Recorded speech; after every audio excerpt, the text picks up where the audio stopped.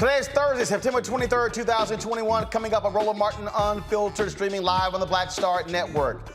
More pressure being applied to President Joe Biden's administration dealing with the Haitian migrant crisis. You got his Haitian envoy resigns in protest, blasting the American policy. You have the Congressional Black Caucus demanding answers. We'll be joined by Congresswoman Frederica Wilson and also Congresswoman Yvette Clarke. You also have black activists right now gathering supplies in Dallas, traveling to Del Rio, Texas as well. You also have the Haitian government also saying, hey, slow down the deportations so they can also have time to catch up. Folks, we got all of these areas covered, and Press Secretary Jen Psaki taking tough questions from black journalists at the White House. We got it all broken down. We have it for you right here on Roland Martin Unfiltered. Also on today's show, Black and Missing. Mainstream media all of a sudden discovers missing black people. They're the damn problem because they've been focusing on missing white folks. We will talk with the family of one young man who has been missing for quite some time, and also some horrible news. Another brother, Jelani Day, his body found today in the Illinois River in that state. During closing arguments during the R. Kelly trial, R. Kelly's lawyer compares the singer to Martin Luther King Jr. What the hell is that about? Also, more of the life and legacy of Melvin Van Peebles. We'll hear from filmmaker Nelson George, also filmmaker Michael Schultz, who directed Car Wash, and a heartfelt video from his son, Mario Van Peebles. It is time to bring the funk on Roland Martin Unfiltered, streaming live on the Black Star Network. Let's go. He's got it. Whatever the miss, he's on it. Whatever it is, he's got the scoop, the fact, the find. And when it breaks, he's right on time and it's rolling. Best believe he's knowing. Putting it down from sports to news to politics. With entertainment just for kicks, he's rolling. It's on go, roll, roll, y'all. It's Roland Martin, yeah. Rolling with Roland now. He's funk, he's fresh, he's real, the best, you know he's Roland Martin now.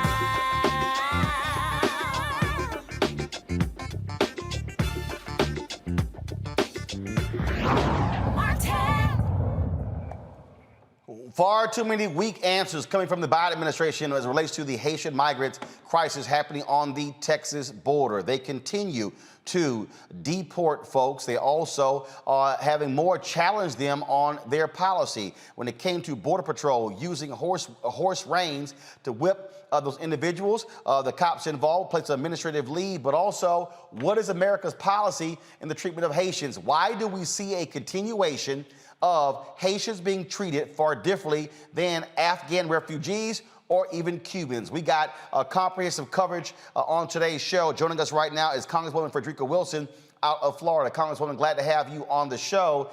I have been asking that question repeatedly. We know this goes back to the administration of President Jimmy Carter as to why America treats Haitians differently from Cubans and how they're being treated right now on the border. What answers have you gotten from Vice President Kamala Harris, from President Joe Biden, from others as well?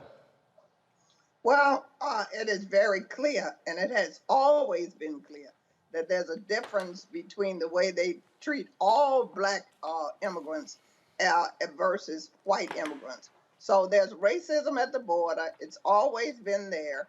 And as the Congressional Black Caucus moves forward, we're trying to address that.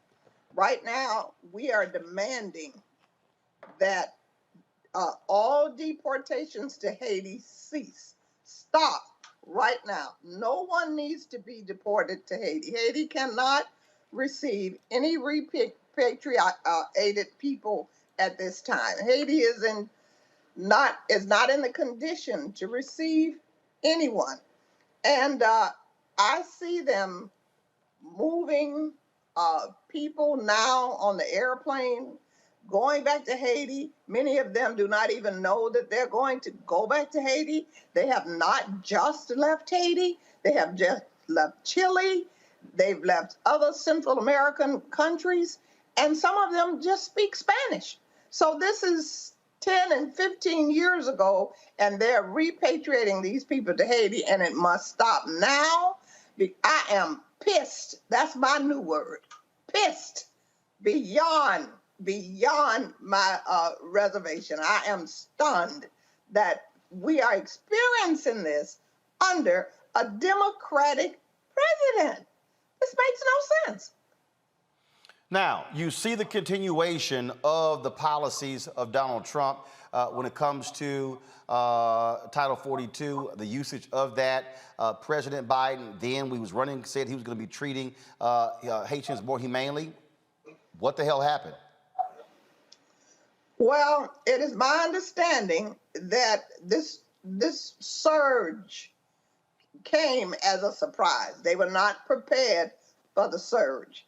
They were not ready for them as far as shelter, as far as food, as far as water, clean water, sanitation. They just came. And what is going on? There is a cottage industry of criminals who have created this, I guess you would say, misinformation across the Western Hemisphere saying, you see, the Afghans were let in. They have opened the border. Just come, pay us. We will bring you. And so these people, the money that they have saved, and they were sending it back to Haiti, they're using that money to travel with these people to the border. So they're being hoodwinked to think that the border is open. However, now that they are there, this has turned into a humanitarian crisis for the United States. The optics around the world is not good for the White House. So they need to solve this problem today. And it begins with stabilizing Haiti. You cannot deport anyone back to Haiti or anyone to Haiti without stabilizing Haiti. And they have not done that. So they need to give these Haitian nationals an asylum hearing, a date, carry them through the process. And if some of them are wearing ankle bracelets, it is my understanding. Some we have welcomed here in Miami, but it's still not enough. So we're asking the faith-based community to reach out, to offer them the ability to be their sponsors, because I believe those who have sponsors, they're allowing them to be released in the United States and giving them a court date. They have separated the children and put them on the Health and Human Services, because unaccompanied children have other guidelines that they're under. Who they are repatriating are Black men who we need here in America. There are enough jobs, there are enough places who will welcome them, and they need to stop repatriating them. Some of these people have not been in Haiti for 15 years. They left to go and work in Chile and Brazil for the World Cup, and they have not returned. So when those jobs dried up, there was racism in Chile, racism in Brazil. So they didn't have any jobs. And when they began to get this information that they could come to the United States, the border was open, they started on this trek, and it's 4,000 miles from Chile to the border where they are. So this is a crisis. It's a humanitarian crisis, and it has to be solved today. One of the things that we have not heard, I'm going to play a little bit later, Yamisha Sindor of PBS was asking Jen Psaki, why haven't we heard President Biden on this? This is one of those moments where, this has been going on for quite some time. We've been reporting on it every single day. We've asked the administration every single day, send someone onto this show to explain what's going on. They have not done so thus far. And so is it a time for for President Biden, not Press Secretary Jen Psaki, not Vice President Kamala Harris, for President Biden to come out and speak to the nation, speak publicly on this? When the president of Haiti was murdered, I requested that the president have a fireside chat with the people of Haiti. That was long before this. So now that coupled with that, the earthquake, the hurricane, and this deportation debacle, definitely it is time. It's long overdue. All right, Congresswoman Frederica Wilson, we surely appreciate it. Thank you so very much for joining us. And hopefully we'll have a resolution to this issue soon. Absolutely. Thank you so much for having me. All right, and do this, and be sure to send me a text so I can have your, my number ain't changed, so I need to get your new number, so just send me a text. Okay. All right, love the hat. All right, take care. Folks, today, as I said, Yamisha Sendero was questioning Jen Psaki, the press secretary. It got a little heated. Here's this exchange today, the White House briefing room. Go ahead, Yamisha. Thanks, Jasmine. A couple of questions on Haiti. The first is the president has often used his bully pulpit during the most important times in his administration. Why is he not using that bully pulpit to speak out forcefully himself on the treatment of Haitians? I would say, Yamish, certainly I've represented to you all his point of view. His point of view is also reflected in the actions that have been taken through the administration, including the investigation, including the change in policy. The Secretary of Homeland Security oversees these efforts and has been quite outspoken and quite visible on what steps we should take moving forward. And he certainly may still speak to it. Obviously, there's a lot of events happening here, including the UN General Assembly, COVID, and others, and I wouldn't rule that out. And just to say, respectfully, I just have a couple more questions. Everyone else got questions in. Respectfully, I understand that you are the spokesperson for the president. These are images that are traumatizing Haitian Americans that he promised to treat respectfully and with humanity. Why isn't the president telling people himself these images that people say look like slavery are wrong? Me as president, I as president, condemn them. How is he not doing that? Why is he not doing that? What are people supposed to take away from the fact that he's not at the bully pulpit himself talking about these images? Yamish, I think people should take away that his actions make clear how horrible and horrific he thinks these images are, including an investigation, including a change of policy, including conveying clearly that this is not acceptable and he's not going to stand for this in the Biden-Harris administration. Our actions make that absolutely crystal clear, as have our engagements with a range of voices, a range of concerned advocates, members of Congress, and others who we want to communicate with, not just about our horror, but also about what our immigration policy is moving forward. Also said in his letter, he called the U.S. policy inhumane, deeply flawed.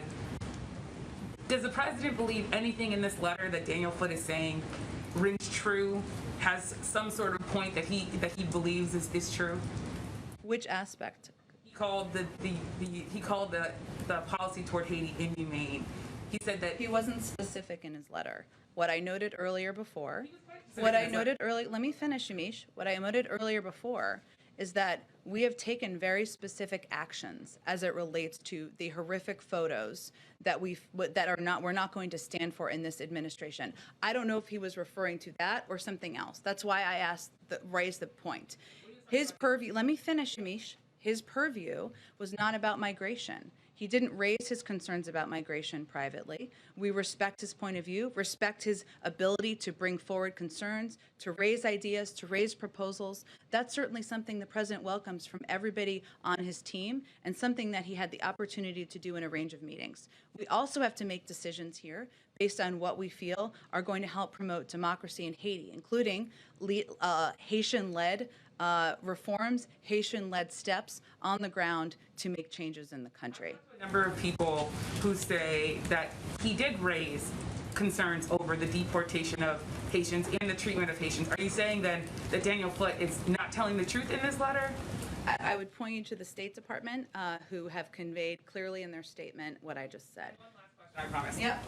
The last question is, Daniel Foote, the former special envoy to Haiti, he's raising this idea that the U.S. should be listening to Haitian civil society, not backing the current prime minister who was not elected by the people. What's the president's response to that? Because those civil society members have been telling me and other reporters for months, even before the assassination of the president, that President Biden was not listening to the people of Haiti about how to move forward with their government? We support a Haitian-led process charting the country's course through the current political situation. We don't back any one political group, and we continue to encourage all political stakeholders to engage in dialogue and find solutions together. And that has been our objective through all of our policy process making throughout the course of this, in addition to providing a range of assistance, training to people on the ground. Go ahead. Now, folks, again, let's talk about that Haitian envoy. In his resignation letter to Secretary of State Anthony Blinken, Daniel Foote says the inhumane and counterproductive decision to deport thousands of Haitian refugees have led to his immediate resignation. This is the letter here that he lays out. First of all, I don't want to go to that first, folks. I'm going to go this here. I'd rather have the whole letter. I want to do this here. Let me pull up because I want to show the lead paragraph, which is the most important, because he gets right to the issue quite quickly in this here. And this is what he says. Come to my computer, please. This is what he says. Our policy approach to Haiti remains deeply flawed, and my recommendations have been ignored and dismissed when not edited to project a narrative different from my own. The people of Haiti, mired in poverty, hostage to the terror, kidnappings, robberies, and massacres of armed gangs, and suffering under a corrupt government with gang alliances, simply cannot support the forced infusion of thousands of returned migrants lacking food, shelter, and money without additional avoidable human tragedy. The collapsed state is unable to provide security or basic services, and more refugees will fuel further desperation and crime. Surging migration to our borders will only grow as we add to Haiti's unacceptable misery. Haitians need immediate assistance to restore the government's ability to neutralize the gangs and restore order through the national police. They need a true agreement across society and political actors with international support to chart a timely path to the democratic selection of their next president and parliament. They need humanitarian assistance, money to deliver COVID vaccines, and so many other things. But what our Haitian friends really want and need is the opportunity to chart their own course without international puppeteering and favored candidates, but with genuine support for that course. I do not believe that Haiti can enjoy stability until her citizens have the dignity of truly choosing their own leaders fairly and acceptably. Last week, the U.S. and other embassies in Port-au-Prince issued another public statement of support for the unelected de facto Prime Minister, Dr. Ariel Henry. And I'm going to pull up this second piece right here. He said, as interim leader of Haiti, and have continued to tout his, quote, political agreement over another broader earlier accord shepherded by civil society. The hubris that makes us believe that we should pick the winner again is impressive. This cycle of international political interventions in Haiti has consistently produced catastrophic results. More negative impacts to Haiti will have calamitous consequences, not only in Haiti, but in the U.S. and our neighbors in the hemisphere. Signed, Daniel Foote, and he will, of course, he sent it to the Undersecretary for Political Affairs, the Assistant Secretary for Western Hemisphere Affairs, the Acting Director General, Congressman Gregory Meeks, Chair of the U.S. House of Representatives Foreign Affairs Committee, and Congressman Andy Levin, House of Representatives. I've seen a lot of resignation letters, Dr. Greg Carr, but very few have been that blunt in resigning in protest from the State Department. Well, it's always good to be with you and with everyone on Thursdays, Roland, weekly. But, you know, this is a particularly heavy week. And another reason why Black Star Network is so important. This story is going to be covered a lot of places, but it won't be covered anywhere like this. Daniel Foote basically is a traitor. He's a traitor to the American project in this moment. They threw him under the bus. This is a career diplomat. He joined the Department of State in 1998. He has been stationed in Zambia. He has worked in Central America. He has done Bolivia, other places, Latin America. And he's only been in Haiti as a special envoy since the end of July when Moise was killed, the prime minister. But they installed Ariel Henry. You see, the United States government installed Ariel Henry. You see, the Biden administration installed Ariel Henry to do exactly what he is doing. And the response from Ned Price, who's a spokesperson from the State Department, to Mr. Foot's allegation that his recommendations have been cast aside, they said, no, we didn't cast them aside. We considered them and considered that they were, quote, this is the Biden administration, quote, harmful to our commitment to the promotion of democracy in Haiti, and were rejected his recommendations during the policy process. They're in bed with, they stood him up with the Organization of American States. They're in bed with this cat. They're not just ignoring civil society. They don't want the Haitian people in charge of Haiti. Joe Biden, you mummy. And so as they have mounted up, as they've mounted now, as many as 7 flights now, they've ramped them up. These flights have about 145 people apiece. And we heard Congresswoman Wilson talk about this. Some of the people have been in Latin America for over a decade. They left after the earthquake in Haiti in 2010. They went to work in the World Cup in Brazil in 2014. The racist Brazilian government, which ended up with Bolsonaro there now, began to expel them. That's why they ended up in Chile. And as she said, they have been assaulted, there have been rapes, there's been robbery and thieves and people lying and saying if you trade for this money to bring them to the Texas border. And what is the Biden administration doing under this Title 42 piece that the Trump administration started? Joe Biden, they've been using the excuse that we're deporting people because of COVID, and they appealed a federal ruling that said you can't use that excuse. The Biden administration just appealed that. They are deporting people, and they're going to try to deport as many of them as they can, or turn them back to Mexico, release some into the United States. But Foot, apparently, Roland, finally, brother, he's had enough. This is a career civil servant, a member of the senior diplomatic corps, who looks as if he has had enough. And when Jen Psaki stood there and lied to the face of Yamisi Alcindor, whose parents came here from Haiti, who grew up in Miami, who talks about that, I'm sure it was very personal for that sister today in that room, they revealed that this no good settler state don't give a damn about black people, and that includes Joe Biden. Rishi Kohler, Black Women Views. What's really interesting here when we talk about what's going on here is, yes, there is an expectation that a President Joe Biden was going to treat folks differently than Donald Trump did. Mm-hmm. And Joe Biden has got some answering to do to black people. Absolutely. And I think he is, really passing the buck on this and kind of going in hiding instead of, using his bully pulpit, as Yamisha Sindora pointed out, to make a strong, forceful statement about this. I mean, he has been missing in action in terms of really speaking out forcefully about how inhumane and unacceptable this treatment is that we saw towards these Haitian migrants.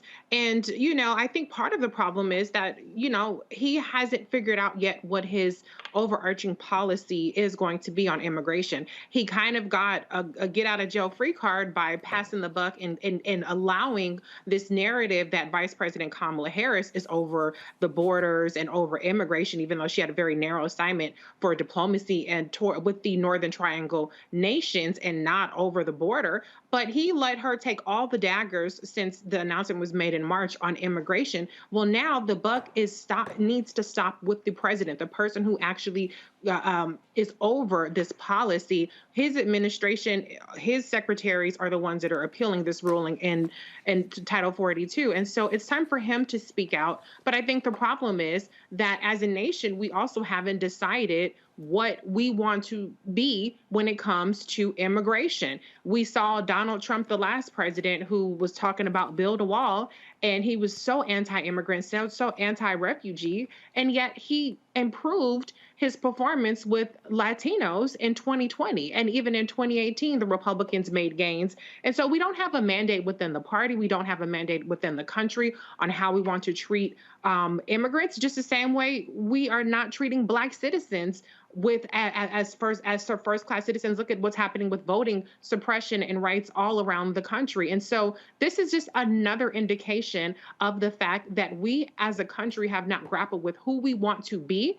And as a result, we continue to be who we have always been, which is inhumane, treating Black people, whether they're immigrants, whether they're Black citizens as second-class citizens, and inflicting more pain and horror. And there's absolutely no reason to be, quote unquote, repatriating Haitian migrants and refugees back to a homeland. It's their original homeland, but places they have not been for over a decade. So there are so many flaws in this, but I also have to point out, I know people don't want to hear about logistics and facts, but there is a logistical aspect here that needs to be addressed as well. Maybe this is something that Congress can work on. The fact of the matter is there are over 300,000 open asylum cases. These are people that have already passed the first threshold that are working their way through the system. They only approve about 30,000 a year. At the rate of approval, it's going to take 4 years to get through all of the open asylum cases. You have over 1 million quote unquote open removal cases where they've determined that these folks need to be deported.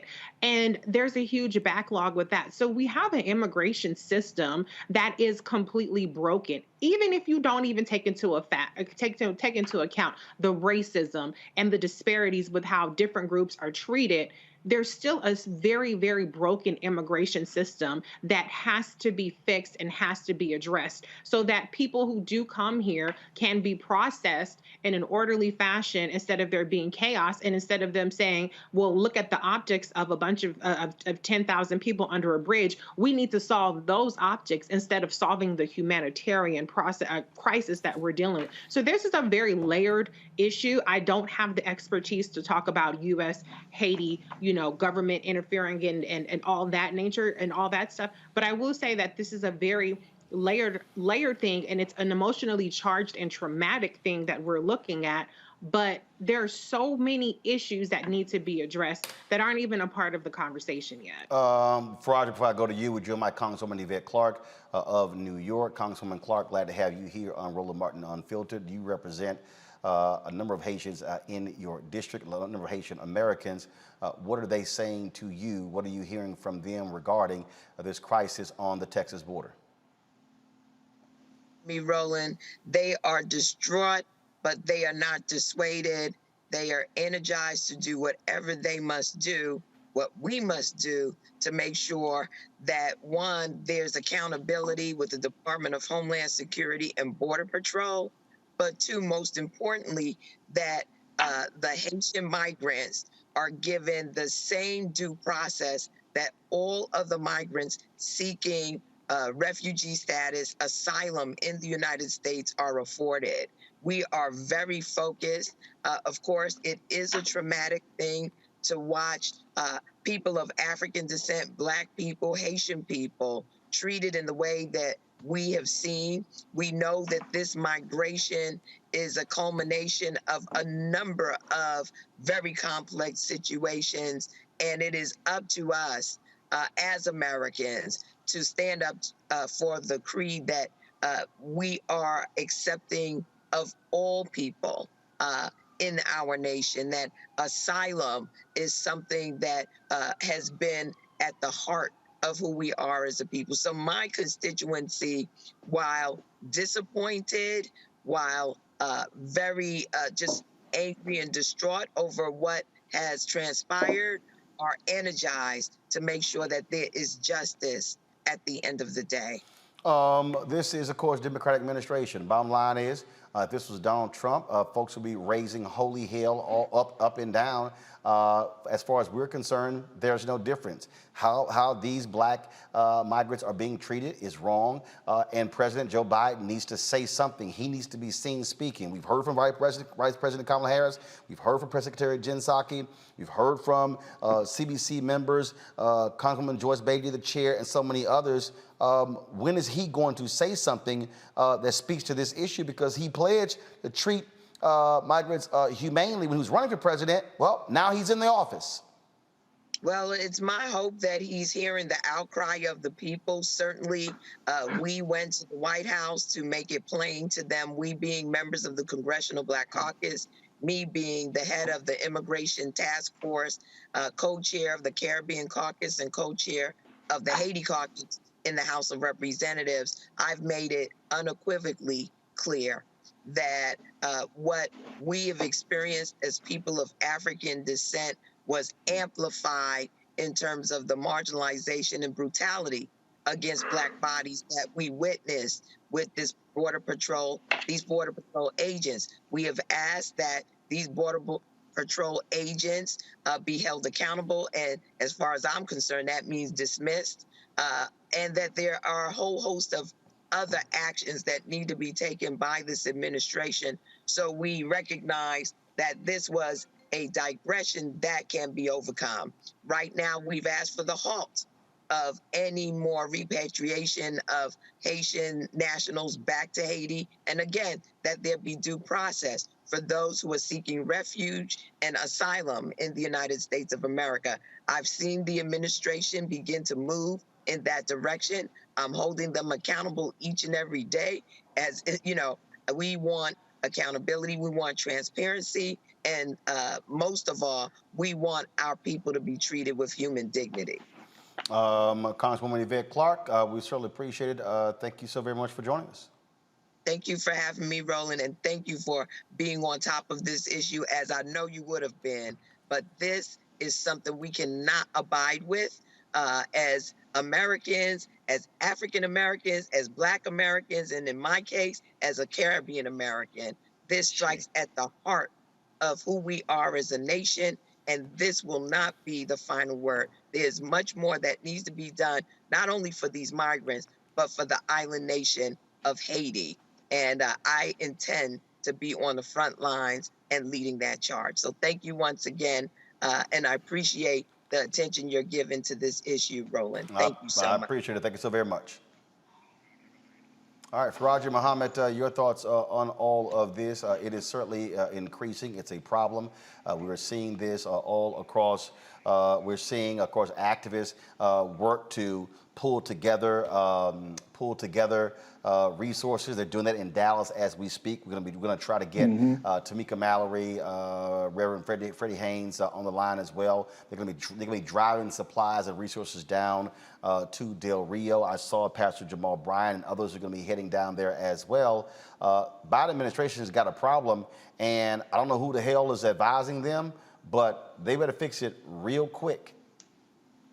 Oh, no doubt, Brother Roland. And this is why it's important for us to even have this conversation, because one of the big questions I was going to, would ask any Black political leader, whether it was Representative Wilson or Congresswoman Clarke, is what should the average Black American do right now?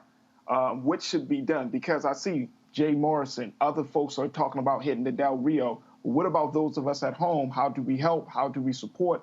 How do we get involved? How do we offer our, our services or whatever that can be done? I think that's a big question for us to create the sense of camaraderie, brotherhood, and sisterhood among the people. But the other thing I think is very interesting too, Brother Roland, is the fact that AP News reported this, that the criteria for deciding who is flown to Haiti and who is released in the U.S. are a mystery. According to the AP, they said 2 officials said single adults were a priority.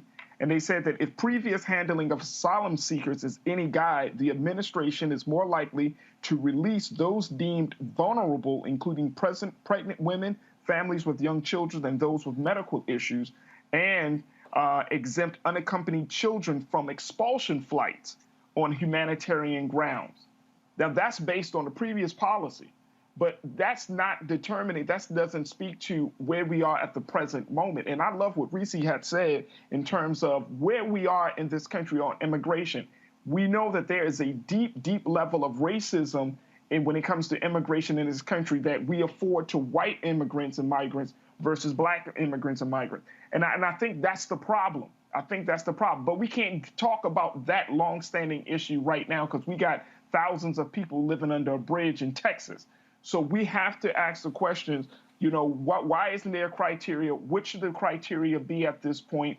Press the president, as folks have been saying, continue to get people involved. But I really would love to see our brothers and sisters down in Texas, see what kind of support can we give them. And I'm talking about those who are in Houston, those who are in other parts, your hometown, Roland. I mean, what can we do as a people on this side of the conversation, how can we be supportive in this effort? Well, first of all, those things are happening. I mean, literally, as I'm sitting here, as we're talking to folks and going through this, give me 1 second. I'm literally texting Linda Sarsour, Reverend Freddie Haynes, and Tamika Mallory with, of course, Until Freedom.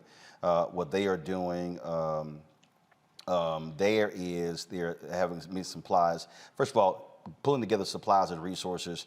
And one of the things that Linda just said is we now have an 18-axle truck that we don't even know what to do with, plus the first truck we had. People, she said, people were just waiting for folks to tell them how to help. So that's happening. But the issue that, of course, that you're going to have is if people all of a sudden just start sending stuff, you got to have a place to send it to. Right. Well, you can't. And so the problem here is folks are going down the Del Rio, but here's the first question. Are those goods, supplies are going to be able to get to the people? What do you do with it? And so you go down, what do you do? And so it's the same thing when you get the earthquake. Our whole deal was we will tell you where to send stuff, but it's got to go to the right place. Greg, go ahead. No. I'm just rolling to the point. And I am equipped to have this conversation about U.S. interference in the policy of Haiti and the government. And all these things are true at the same time.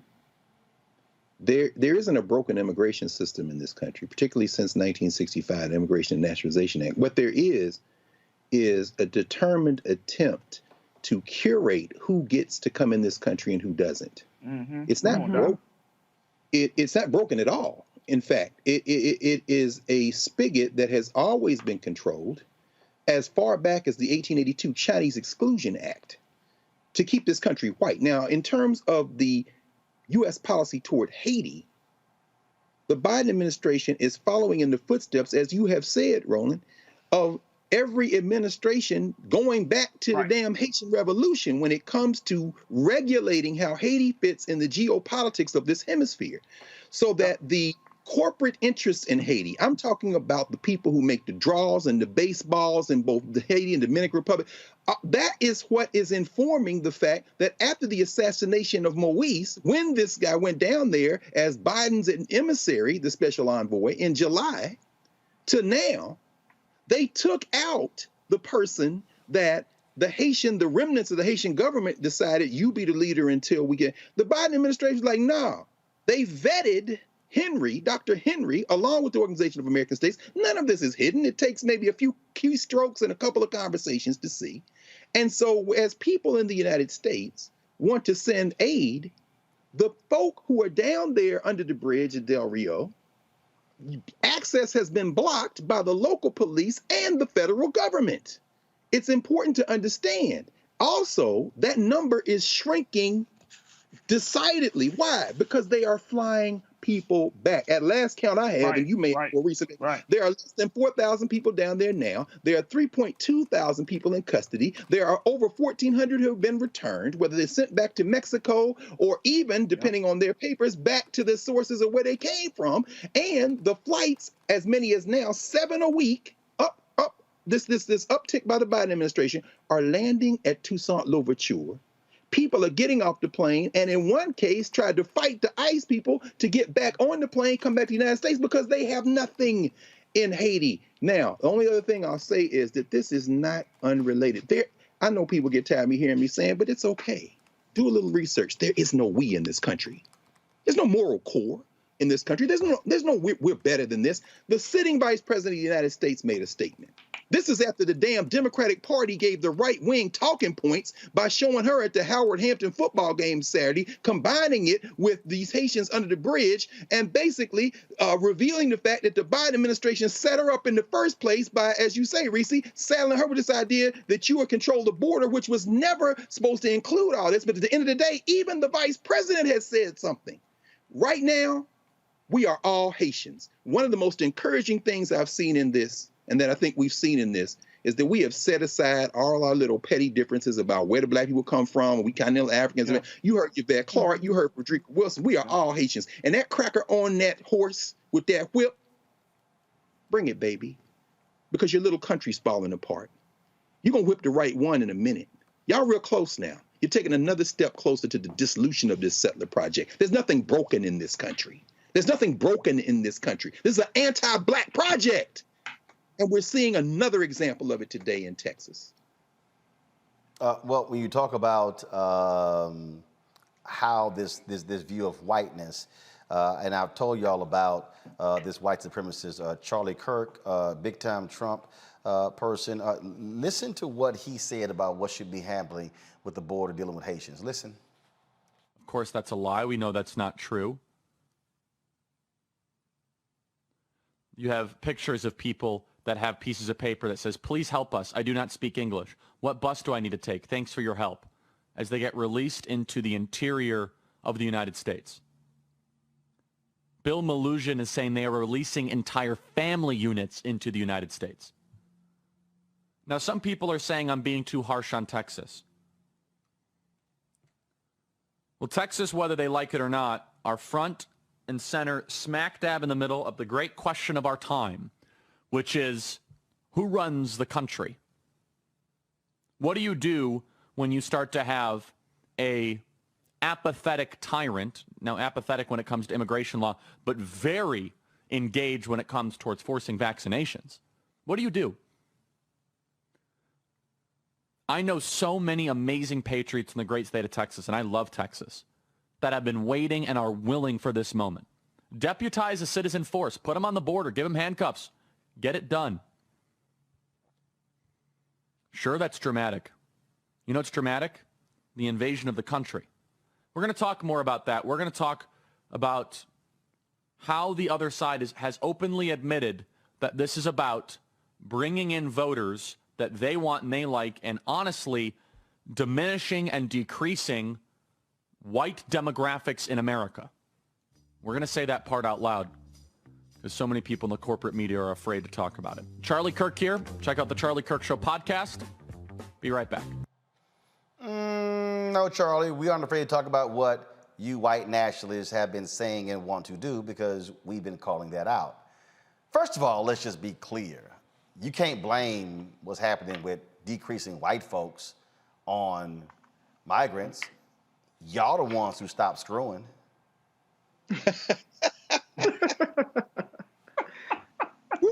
You can't blame. I mean, Charlie, I know you dumb. I mean, I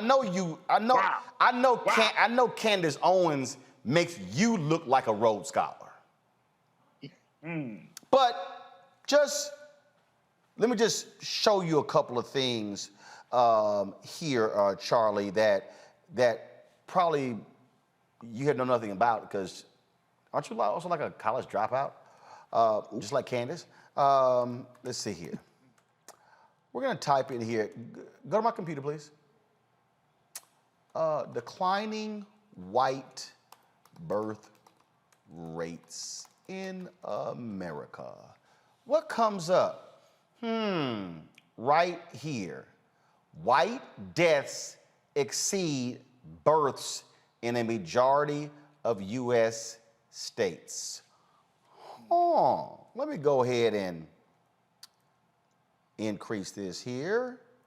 In 2016, more non-Hispanic whites died than were born in 26 states, more than at any time in U.S. history. See, Charlie, y'all the ones who not screwing. And that's really what the pushback, Reese, Faraji, and Greg, is all about. They are, oh my God, we're losing this. The demographic numbers, that's the whole deal. The opioid crisis made it worse. White life expectancy dropped.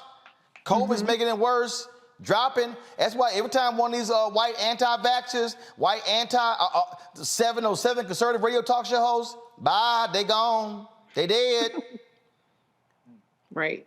That's what's going on here. And so what they're doing is taking it out on people of color. And the problem is that President Joe Biden and too many Democrats are so scared of Republicans. Oh my God, they're criticizing us over immigration.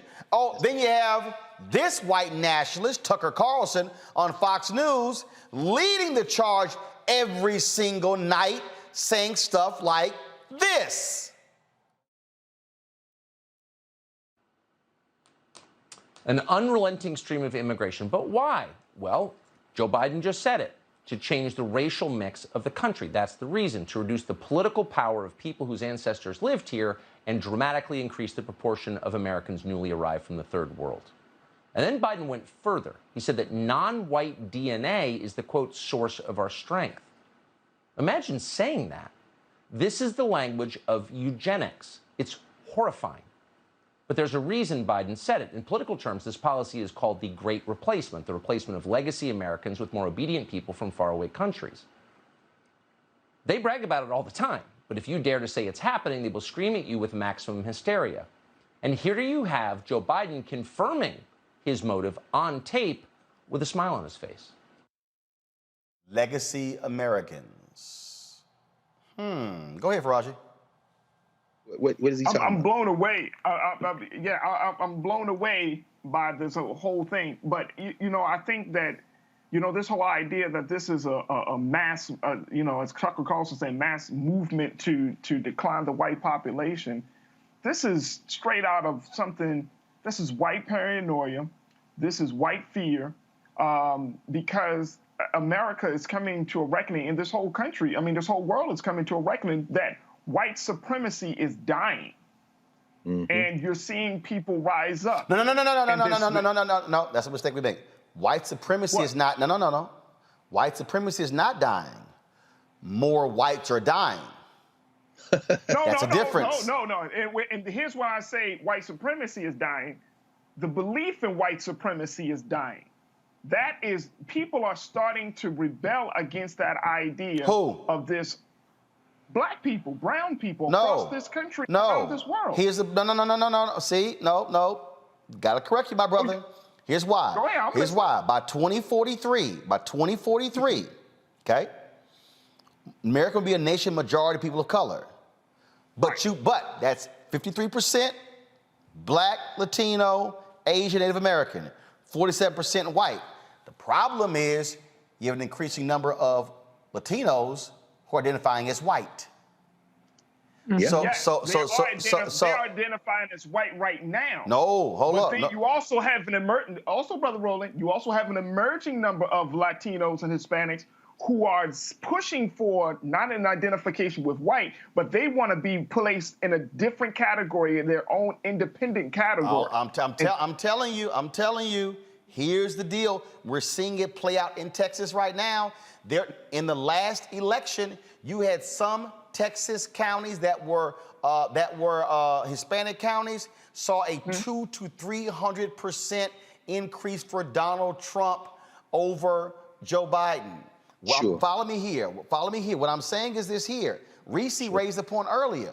How in the hell you saw an increase in Latino voting for Trump over Biden? It's because we got to deal with it. You have an increasing number of Latinos / Hispanics, depending upon what part of the country you're in, who identify as white values, white view of America, and don't feel for us. And so when we talk about black and brown coalition, we got to understand. And of course, I have seen this with my own eyes and my experience in Texas. There's a difference between somebody who is from Mexico, there's somebody from Peru, there's somebody from Venezuela, somebody from Nicaragua, somebody from Colombia.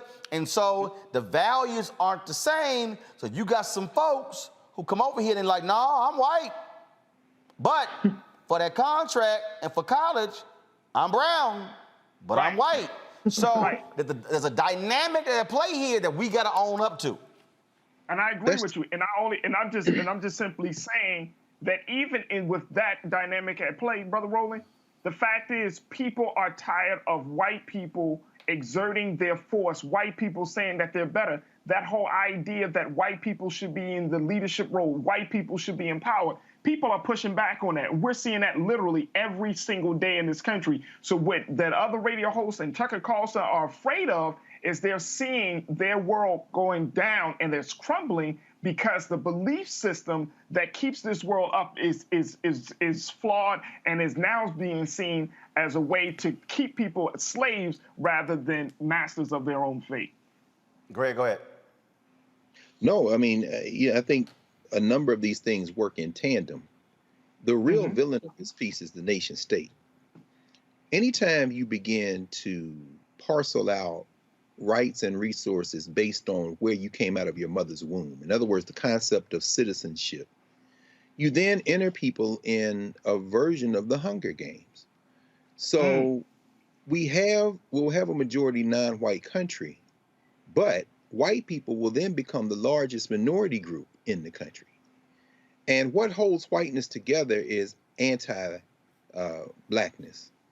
The hope for this country, and I don't have very much hope for it, and that's okay because I have hope for humanity. We have to understand nation state is a recent phenomenon in world history.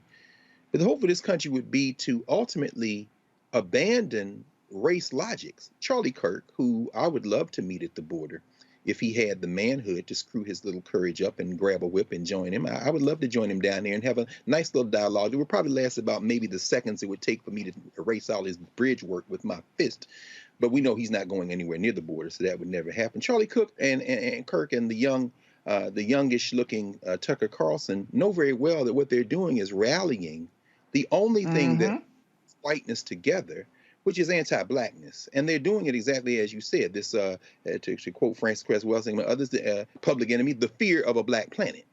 Now, at the same time, there is nothing, as you said, Roland, there's nothing binding those who speak Spanish together. So, as you said, that caravan that left Latin America and came through Central America over those thousands of miles Representative Wilson talked about included Venezuelans, included some Cubans, included folk from other countries in Latin America, in addition to Haiti, included Dominicans. Dominican Republic and Haiti absurdly on the same island, but they were divided by a white nationalist project, this international, notion of whiteness. But the reason I'm bringing it all together is once you reach the United States, you acquire, if you can get it, a version of enhanced humanity that we call citizenship. This is the problem. It's not just a U.S. problem, it's a global problem. Once you become or have access to American citizenship, you will do anything to preserve it, maintain it, and extend it because it comes at the expense of other people in the hemisphere and in the world who have citizenship in these other imaginary places we call nation states. So you will have Cubans, white Cubans for sure, but increasingly non-white Cubans who will say, if my citizenship will be preserved by voting this way, I will. It isn't just values, although a lot of people who speak Spanish are Catholic. If you're in Texas, as you've just told us, you don't even have to be a white Hispanic, so to speak. You could be a Hispanic who thinks it will benefit me if I can get to point the finger at somebody else and thereby get them to stop looking at me. This is the zero-sum game of race. And so what we're seeing now is a tipping point. We're in a country that never had a we. It isn't a nation. There are many different people in the borders of this nation state negotiating for themselves and the groups they come from to avoid last place, to use the work of the anthropologist Randy Mattori.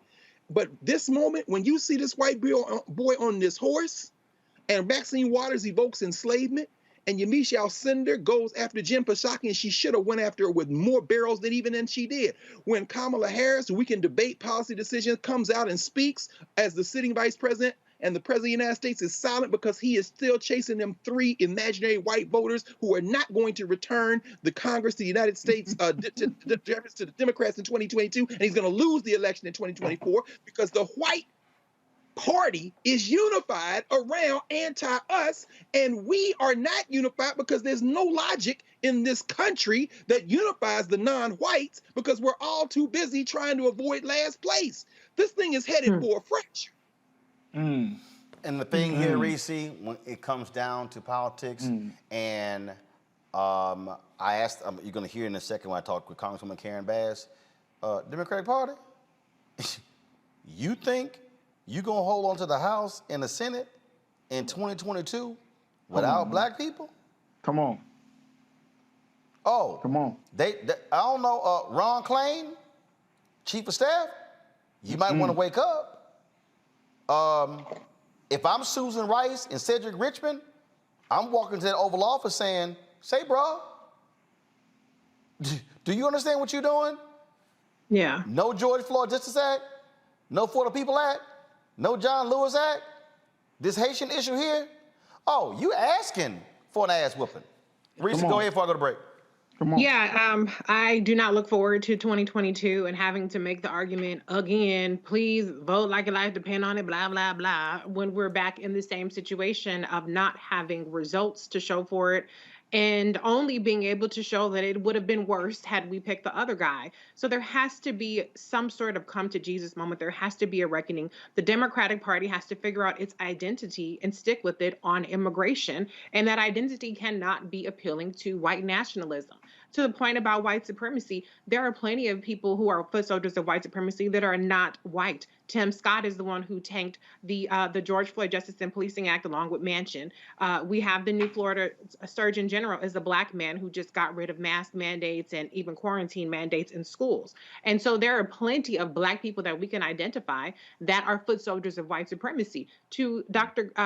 Carr's earlier point about the we with black people on this Haiti thing, I think that the images are so jarring and they're so transferable from something that's specific to Haitian migrants experiencing and something that enslaved peoples in the United States and black people in the United States have experienced, that there is a shared trauma there. But I do have to point out that one of the most divisive and effective tactics that's been used to divide black people and degrade our political power is, I won't even name the name of the organizations, but y'all can fill in the blank. But they have used xenophobic descendants of slaves as opposed to immigrants. They've even been against and now people. all of a sudden they trying to sit here and cape for Haitian migrants. I'm like, sit y'all ass down.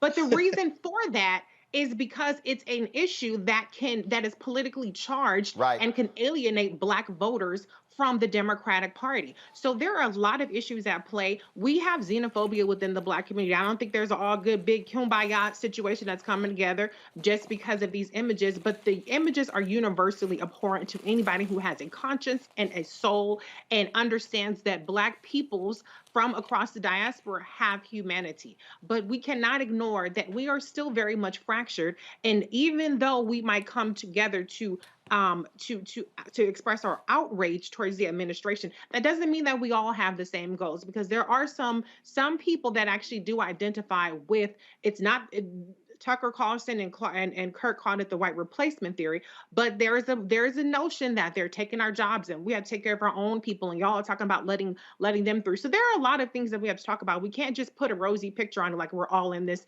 together and we're all united. We have to deal with those issues within our community as well, so that we can really harness our political power so that everybody in our community benefits. Folks, we got a lot more on today's show. I got to go to a break. Coming up, we're going to hear from Congresswoman Karen Bass. No George Floyd Justice Act. Where you at, Senator Tim Scott? I thought you were going to bring at least 10 Republicans with you. Same 10 Senator Joe Manchin are going to bring, huh? Yeah, I thought so. Also, we're going to talk about black and missing. All of a sudden, white media now trying to do stories on why there's no coverage on black and missing, because y'all punk asses the one doing it. Because you basically got white bosses. Also, DOJ indicts a white Louisiana state trooper for beating a black man, a suspect. And we'll also talk to Omar Dorsey of Queen Sugar, and more tributes for the great Melvin Van Peebles. You'll hear from author, documentarian Nelson George, as well as great director Michael Schultz, and an emotional video that Mario Van Peebles put out last night about his father. Folks, you're watching the Black Star Network. Be sure to download the app. If you don't have it, download it on all platforms, Apple, Android, Apple TV, Android TV, Roku TV, Fire Stick, Xbox, Smart TV. Support Roland Martin Unfiltered by joining our Bring the Funk fan club, where your dollars make it possible for us to do what we do. Cash App, $RM Unfiltered, PayPal, R Martin Unfiltered, Venmo is RM Unfiltered, Zelle, Roland at RolandSMartin.com, Roland at RolandMartinUnfiltered.com. I'll be back on Roland Martin Unfiltered, the Black Star Network, in a moment.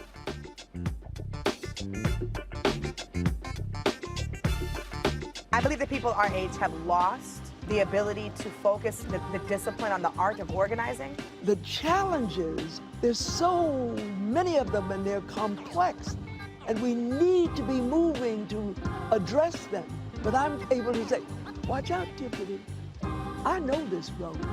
That is so freaking dope.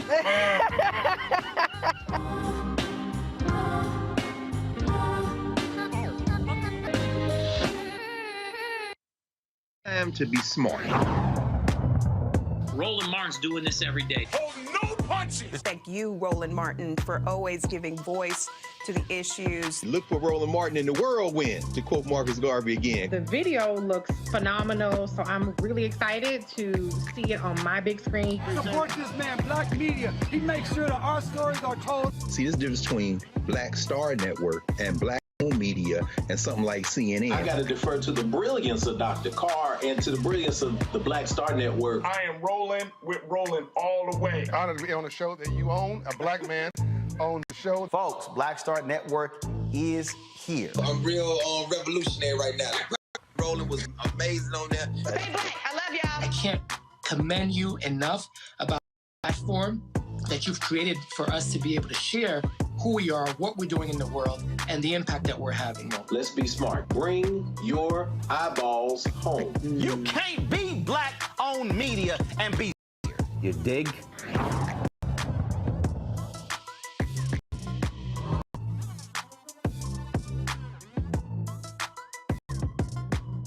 Hi, I'm LD. Peace world. On the selecting of R&B, Raheem Devon, and you're watching Roland Martin Unfiltered. The Department of Justice have indicted a former Louisiana state trooper for excessive use of force against a black man. Brown charged with a single count of deprivation of rights under color of law. The indictment alleges that on May 30, 2019, Brown assaulted a gentleman by repeatedly striking him with a flashlight. If faces a maximum sentence of 10 years in prison, 3 years at least, up to $250,000. Now, folks, these are the sort of things that Congress, Georgia Police Reform Act. President Biden, he wanted to set that into law by the anniversary of the death of George Floyd, the one-year anniversary. That was in May. It passed. Democrats and Republicans have been negotiating. Senators Senator Tim Scott have been going back and forth, had lots of conversations, lots of negotiations going on between the two. Well, guess what? Nothing has happened. Senator, there's no bill. Senator Tim Scott said he is disappointed for the lack of willingness to compromise. Listen to this.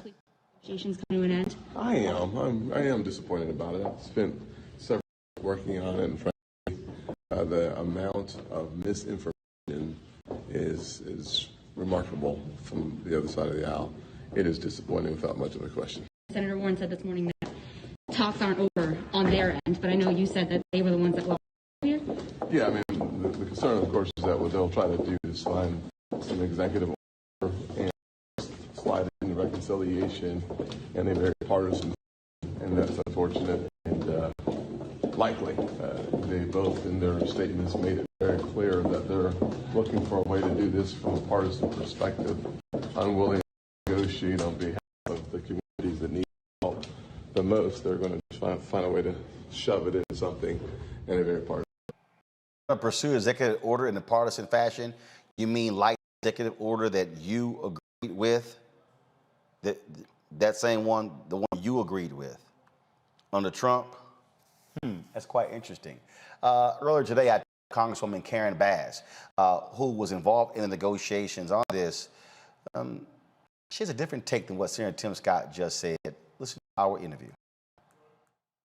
All right, Congresswoman Karen Bass of California, glad to have you here. I hate that we don't have good news. We had before, there was a lot of hope that we're going to have the George Floyd Act become reality. What happened? Well, I think, Roland, it was a question of never being able to get to yes. The Senator Scott, really a lot of it hit him because he's going to deliver the 10 Republican votes. And Senator Booker, compromised. He went off and negotiated a deal with the Federal Order of Police because Senator Scott said, if you can show me you can get law enforcement support, I'll be open to it. And unfortunately, once it became public, the unions started going after each other, and that blew that up. And, you know, I do have to qualify this by saying that the House of Representatives twice did our job. We passed the George Floyd Justice and Policing Act last year and this year.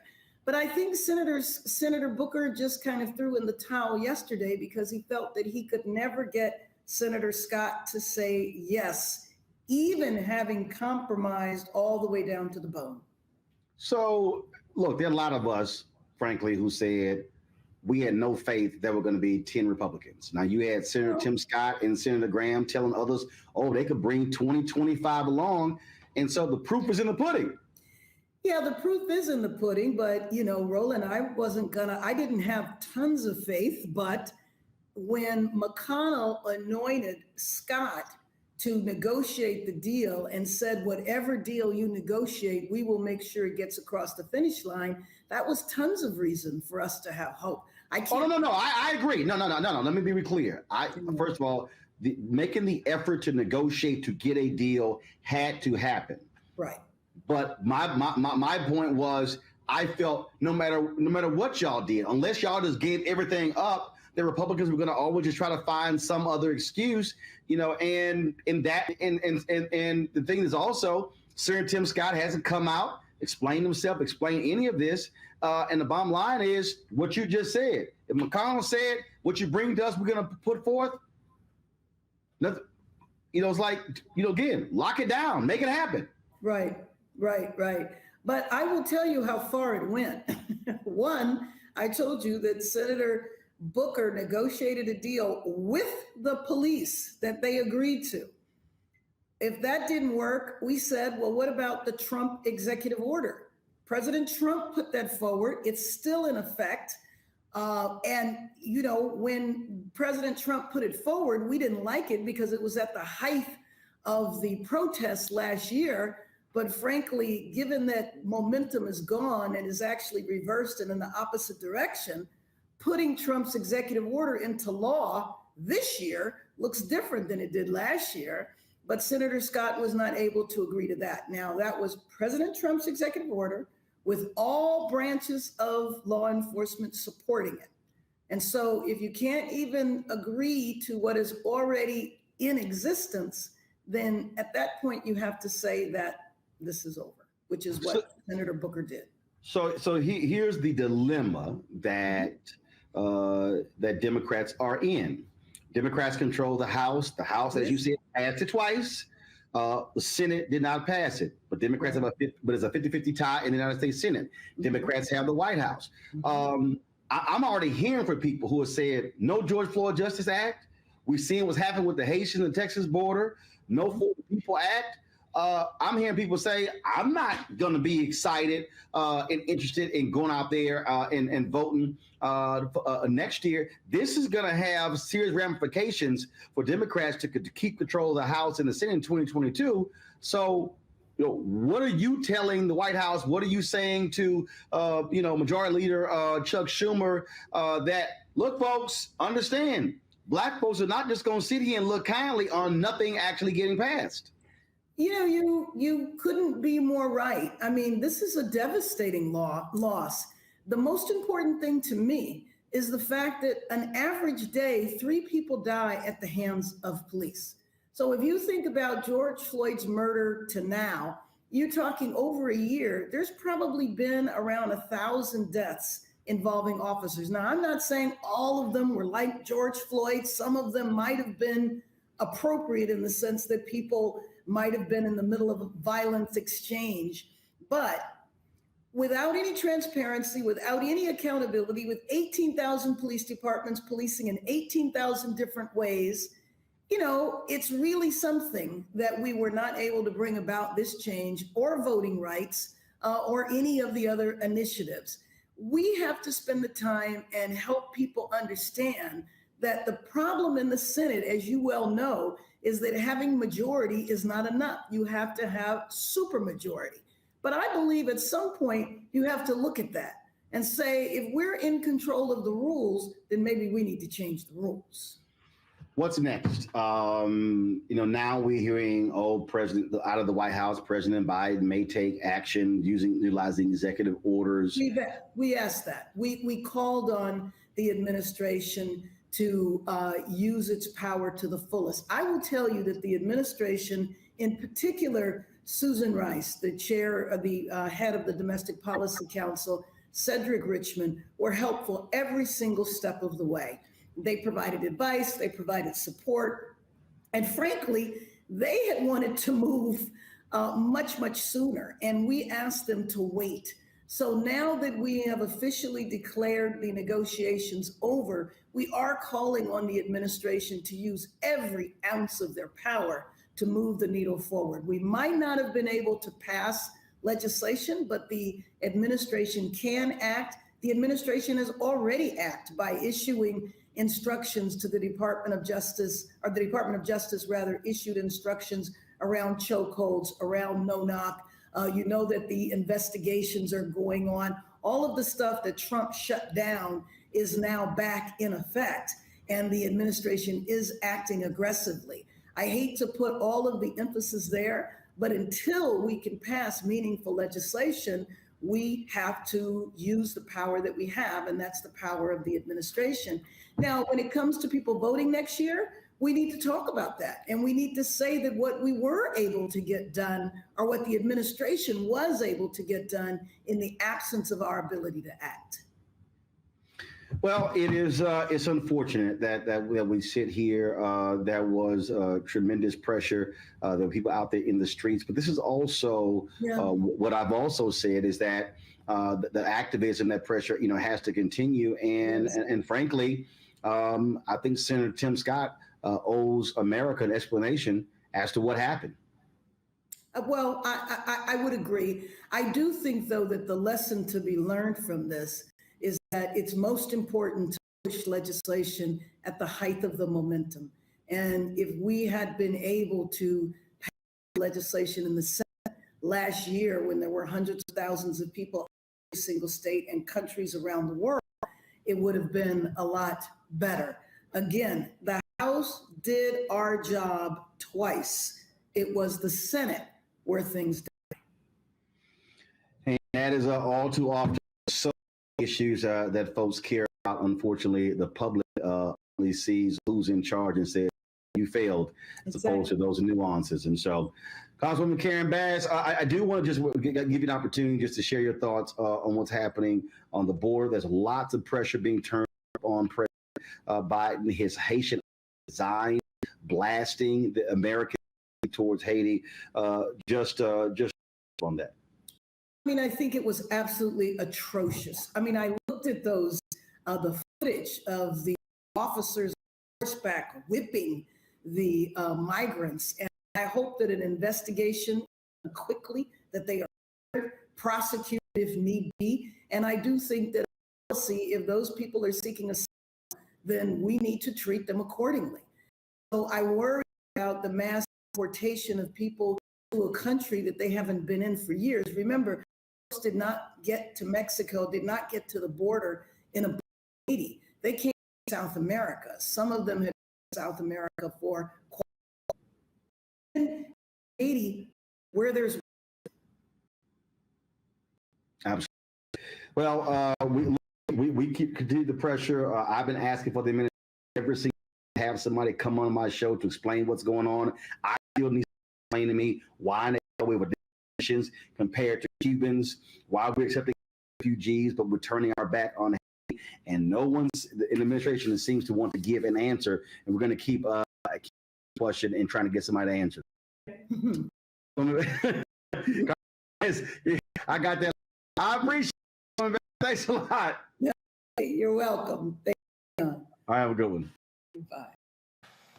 Oh, man. It is unfortunate that we're not going to see the George Floyd justice passed. And Senator Tim Scott, you owe the nation what you said. Folks caught up with you in the hall to say Democrats did not accept compromise. Okay, do that. Or do you make Senator Tim Scott not able to some votes according and Congresswoman Karen Bass, Senator Cory Booker negotiated with the Fraternal Order Police.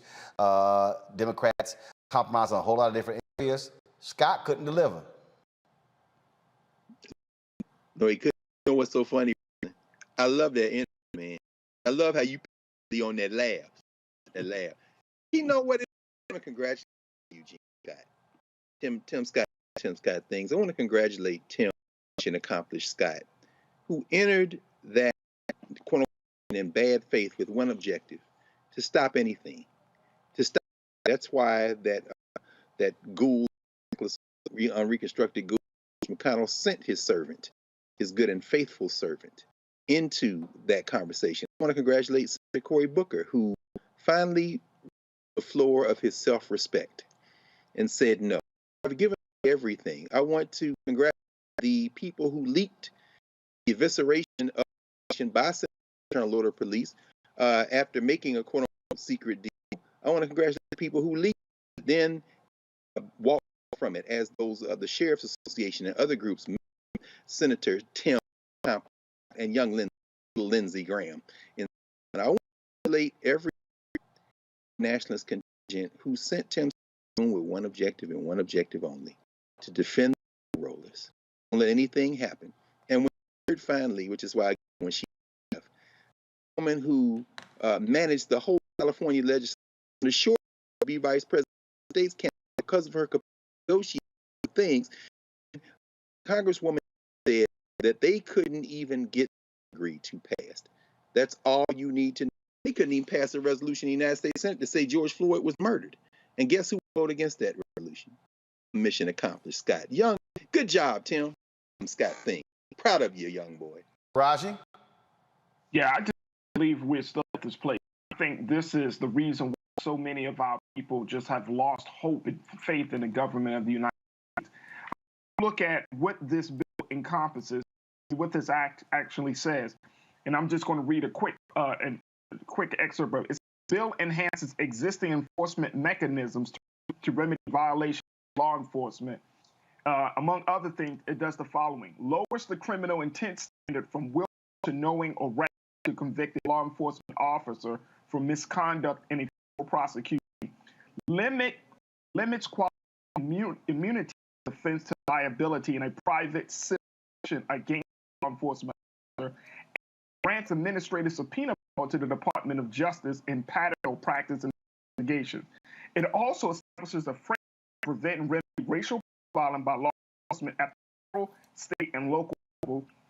It also limits the unnecessary use of restricts the use of not warrant chokeholds and holds, and creates a national registry, the National Police Misconduct Registry, our data on complaints of police conduct. I mean, when you look at this act is nothing more than providing some level of justice to the victims of police brutality in the country. And this country is not to make it happen. You talked about it, Dr. Tim Scott and all, core group. The fact is, this is why America's in the place that it's in, because it does not even to recognize truth. It does not recognize justice. It's so wrapped up in the power and partnership. It can't on simple things. It doesn't even have a national registry of police misconduct. What's wrong with that?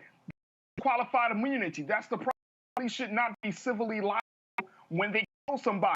Why not? Why not sue a doctor? Can't you? Can't you? This is absolutely and for us to be in this place in 2021, after all people say, "Oh, it is the reckoning of a," no, it's not. A reckoning.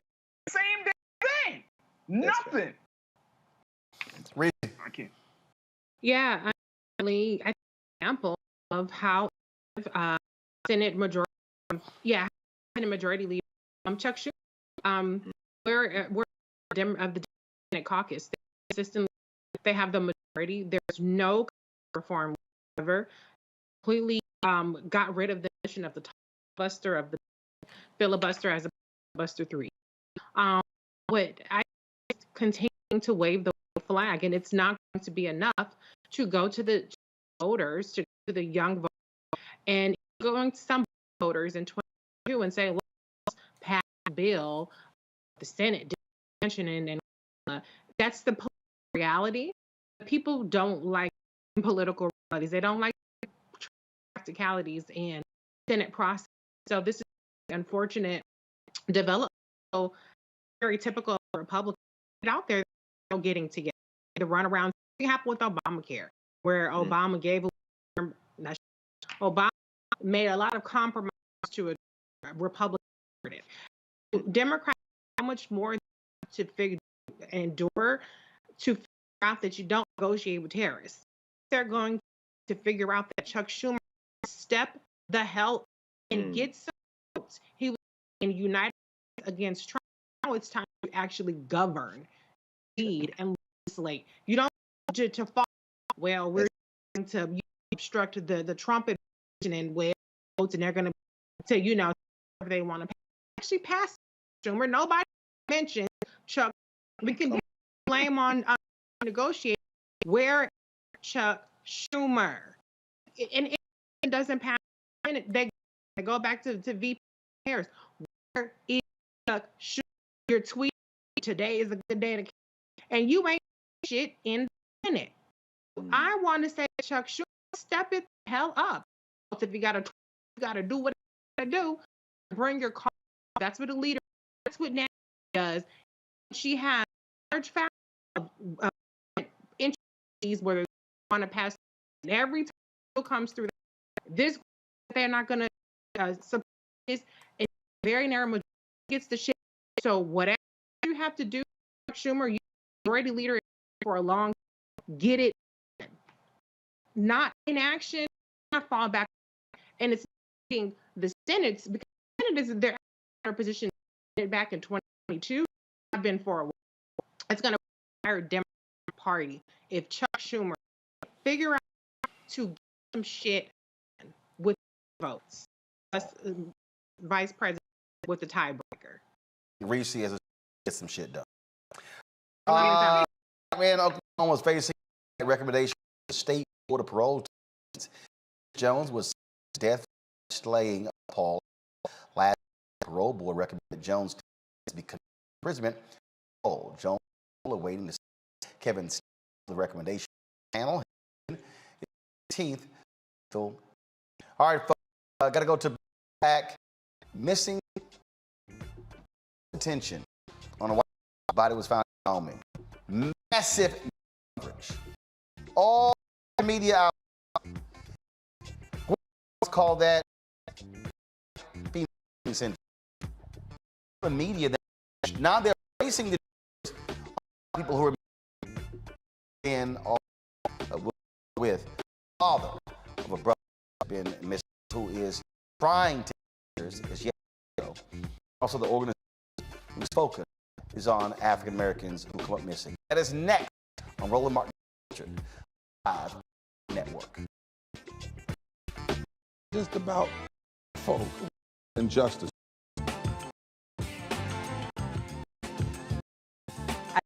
In this, got to around being intentional and conflict. You always agree. Yeah. We agree on peace. Yeah. Conflict is not destruction. What's going to happen?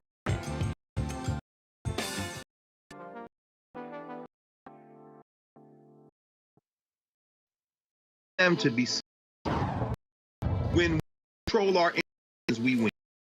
This is the most important show on any racial background. Y'all put 3, 4, 10, 15, 20, $30 on this and going. Well, since this crisis is full bloom.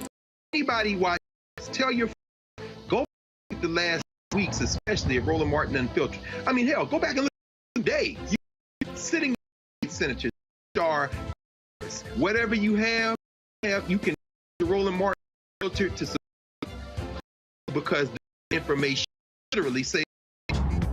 Watch Roland Filtered daily at 6 p.m. on YouTube, Facebook, Periscope. Go to Roland Martin Unfiltered.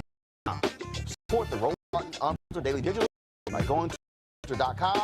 Our goal is to get 20,000 of our fans contributing 50 each year. You possible with MartinUnfiltered.com. Vivian. Everybody, Fred Hammond, Roland, my man, culture.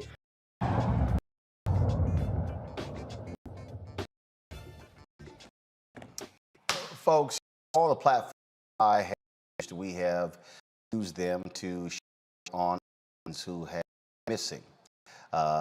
Mainstream media always those supposed to be mother of Bonnie show tonight. There's been August 4th. Is it State University? Today, a body found in DNA that it was in Jelani. The county medical examiner confirmed identity through forensic identification. Indeed, the remains unknown and is pending further investigation. Again, Day was reported missing on August 25th in Bloomington, Illinois. Folks, thousands of people in America last year. There were 518 people reported missing in America. Percent of people, we make a calculation, and that's people of color. So not that 100% is, but the reality is this in issue 2022 persons of color were missing 100,467 were under the age of 18. Yet if you are black, you come up missing, you can forget about it, especially women. Oh my God, you have all coverage. Black and missing information. There are main reasons: disparity in coverage. Minority children initially classified as runaways, so there's no Amber Alert. For missing minority, black and other minority adults, it is believed they have some association with criminal involvement, gangs, and drugs. Lastly, America is simply desensitized. They think missing blacks and other minorities live in impoverished conditions and crime is just a regular part of their lives.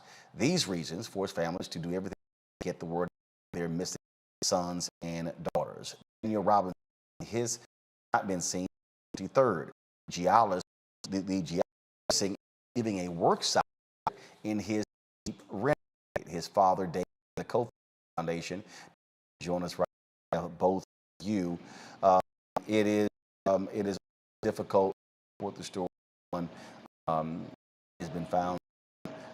A case for Day. His mother, obviously shocked at the news today, processing that death, and part of the problem when don't get it out early on and lead these type of. Absolutely, it seems like there's just of urgency when it comes to our cases. So my heart goes out to Jelani Day's family, and I'm Daniel's. We've been highlighting the cases. You know, we can write along Natalie Holland, Chandra, Casey, and ACP, Elizabeth Smart. Can anyone missing black, or just one, who's missing in this and receiving media? And one led to mini-series, docu-series, and all. Absolutely, so sad, unfortunate. You know, we're not dishonoring these. We're trying to even the playing field. You know, such as Jefferson, Reed, Kia Jacobs. Those families deserve answers. The same amount of resource that was applied to this case. You know, we understand that not going to bubble up to the mainstream media, but more. Particular for everyone that it great chances of a reunion. These families, I know Mr. Roland, he's hurt right now. Mr. Roland, go to you now. Give us of your son. Was he working with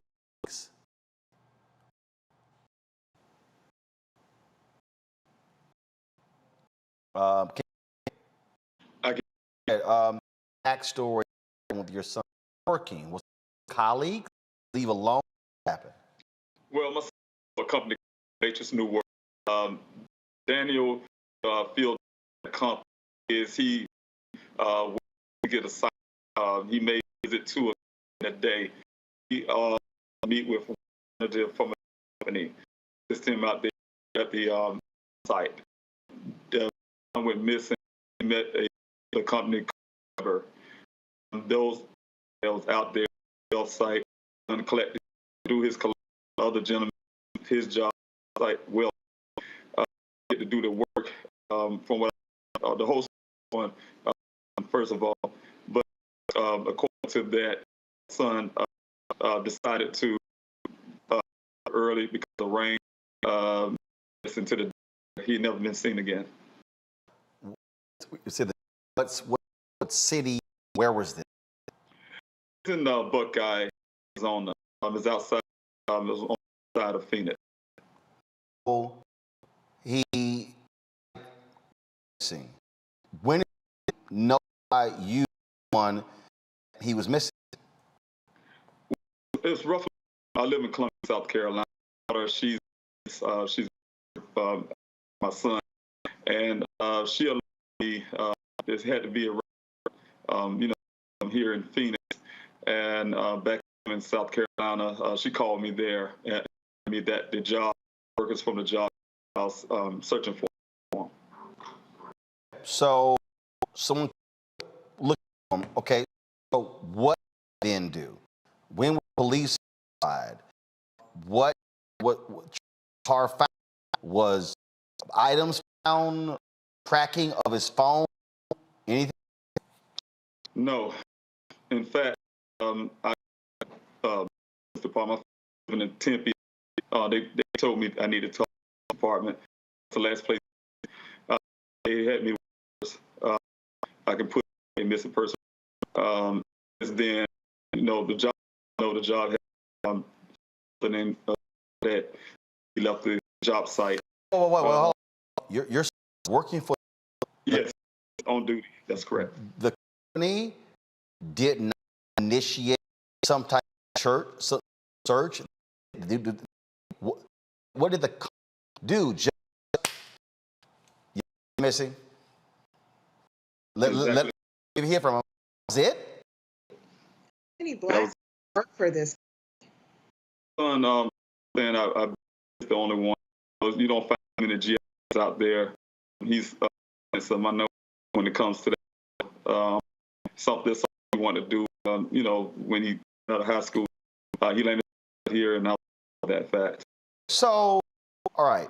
So he comes in the first 70 hours. First of all, you had 12 hours. Was search any area? Did anyone retrace of what have been found? No, not at all. Afterwards, I guess it's days. Correct. And who did that search? That was on the call, and I don't know what she said to them for the first search, and they just sent a helicopter out. By the time they did that, I was almost to Phoenix because the first when they denied the search, I was already in my car on the find out was the point. So he is done. How long are they done? Saying the day when they did that search, that's 4 hours. I think it was roughly from that point. There was say almost a month later, like 3 weeks later, the Silver Air because I requested that the net search after the vehicle. That was on June 15th, almost a month later when my son was missing. Rancher found my son's vehicle in the ravine out there, 2.5 miles away from where he was missing. So your son's vehicle was discovered. How long he came up? It was on the 19th of July. My son went June the 20th, and almost a month later on 19th to my vehicle. Your son, June 23rd, vehicle was found in a ravine July 29th. Effects found in there. Anything? Well, actually, it was July 19th. Right. And the thing was, when they found the vehicle Buckeye also caught her son's vehicle, clothing, everything from his underwear, his socks, everything he's wearing, his boots, everything clothes in about the vehicle. His safety that he was wearing that day when he was missing was another foot away, and the vehicle was on the side. This was with his clothing out there, with wallet, inside the vehicle, on the computer, things like that. Because that all sounds absolutely strange, but it all goes to show what happens when you know had there been a real search hours. But actually, before I answer that, Derek, Daniel, how far miles or feet? How far was it where was found in the ravine from where he was left? He was asked with his coworker. What was the distance? 2.5 miles, and they did searches out, extensive searches, they say. Miles? So, see, this is the thing that gets me. Really able to access the by vehicle. Okay, clearly he was able to access by vehicle. So I'm sitting here, search, trace as was. Absolutely. And my question is, did the police department, interview any of his colleagues? Did they bring them in for questioning? Bring in a desk, do a grid search of the area? Did they ask federal resources to help? Did they bring out drones? Did they bring out the cadaver dog? Nothing. They spent 2 hours. But other cases of people that don't look like us, they're spending from sun up to sundown. Is that what angers you, Dan, if your son was a missing, that this case would have been absolutely treated completely? Yeah, and because I'm when I was here, get her. So the one is, as soon as I guys day one wasn't really serious. I found I saw them out and been doing it straight out there for my son. You also trying to direct hire investigator. What are you doing? Fund me. What are you doing to help with that? Ask for. I've been, like I said, from 26. From that time, I have a home in South Carolina, but while I'm out here for a living, to be out here to get to be out here and investigate, I had to. So, of course, the GoFundMe was there, created later to me, because I take care here and pay the expenses here. So after the searches of 7 weeks of searches, I'm desperate. I can't get the Buckeye Police to move on really doing a search on my son. I'm running out of resources to help me for a point. And, the Gabby thing, what I've been working for 3 months came up. My son's serious, and so that helped with me. So now I can stay a lot longer. Continue open the searches again. Well, and Mr. Rob, we're here to help you as well. Our resources we're sharing, our media contacts, we will also make a contribution to you. This is devastating, and on behalf of Black and Missing, our hearts out to you. There's no one have to deal with this. Missing Black issue. It's an American issue. We know that this is devastating. Not if Daniel is, if he's hungry, if he's got a war, and that's how all these families feel. Why we have to make priority. All who are missing deserve that equality. That's right. We shouldn't have to fight for everything. Mr. Robert, get us that information. So share with 3 million followers, and we as well. Yeah, I really appreciate it. Thank you. Sir, I appreciate it. You answers that you absolutely deserve when it comes to your son, Derek. We also appreciate your work as well. Thank you. Thank you. Thank you. Panel, Greg, Reese, Faraj. Again, what is out is to see media writes about disparity, going the same editor, the same white news director, the one who's a stories is the one who determines the white woman gets anybody. I mean, and what's crazy here is, it seems like in order for Black stories to get attention, they have to be, more acceptable, more upstanding Black citizens about a runaway, person being covered. But in the case of Robinson and out to his father, brave for taking it upon and doing these activities and really fighting to bring his son back home. And I hope and pray that he does return home and they find him well. But he's religious. He's a student, and so he fits the profile in theory of the kind of Black person that would normally, if this person were white, would have received this kind of national attention. So it's awful how these kinds of things only light when there's that contrast being made. I think that Black people are at all suggesting white people missing who this discussion we're having about missing was tragic. We just want the amount of attention for look, people. Look, okay. Look, this is the lead story.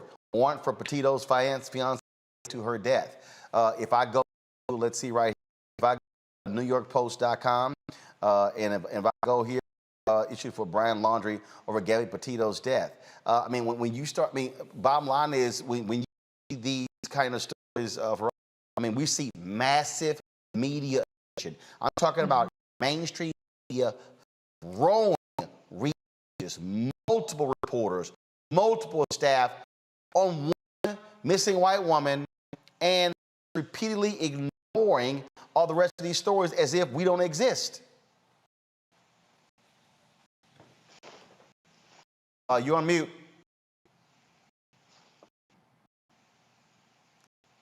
Frog on mute.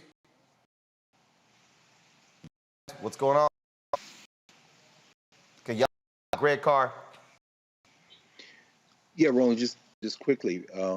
The Buckeye, Arizona Police Department put on a site with information to help solve this case, and some families are Buckeye Police Department non-emergency number. And you all can look at non-emergency number. I won't presume that you even broadcast the number, Roland. In addition to the GoFundMe, we understand that Buckeye, Arizona, which is in Maricopa County, I heard Maricopa County over the last couple of years. At any rate, we should destroy the phone line capacity to take calls. If you can't give any, dial the number, your fingers fall off. When they do, use your elbow. What the hell are they doing? We just heard a man whose temper is breaking in his calmness. He left South Carolina. He left to find, he said, I went to find my son because they're not looking for him. You're right. Of course. No human being should be missing. But as the PD used to say, when they would get a call of Black folk involving Black folk in Los Angeles, and the Jamaican philosopher Sylvia Winter took this phrase that the LAPD and applied it to the study of Black folk in this country. She said, they all, and they realized Black people, they would repeat, so no humans involved. This would not stand, woman or white man, that matter. So let's of Arizona's police department in Maricopa County, because since you don't think there are any humans involved, we're going to treat us. I hope that you find it, brother. When you asked that question, brother, and he narrated how they found all of his son's clothes, his under, his socks, in his clothes, strewn out from that car, and 2.5 mile distance between where his last work had. Not only becomes unacceptable in this, these people have to deal with the fact that we will make this place ungovernable. We make it into some place different. going to for this? Faraji. Yeah, I mean, I just think that it's when I look at a media scan of how, you know, this Gabby to the cases of Black children and Black people, it's always like it says, you know what, this hypocritical stance that we recognize and put enough emphasis on Black and brown men. We recognize that. And then you have these kind of bubble conversations of the importance of it. The data comes out of you know, of people of color. Others, but it's so hypocritical. Really, really hypocritical. I think also that we look at it, is it just us? I mean, just traditional white media, or is it us how we feel about our own go missing? I mean, it's each day in America, a child finds themselves in this country, right among Black people.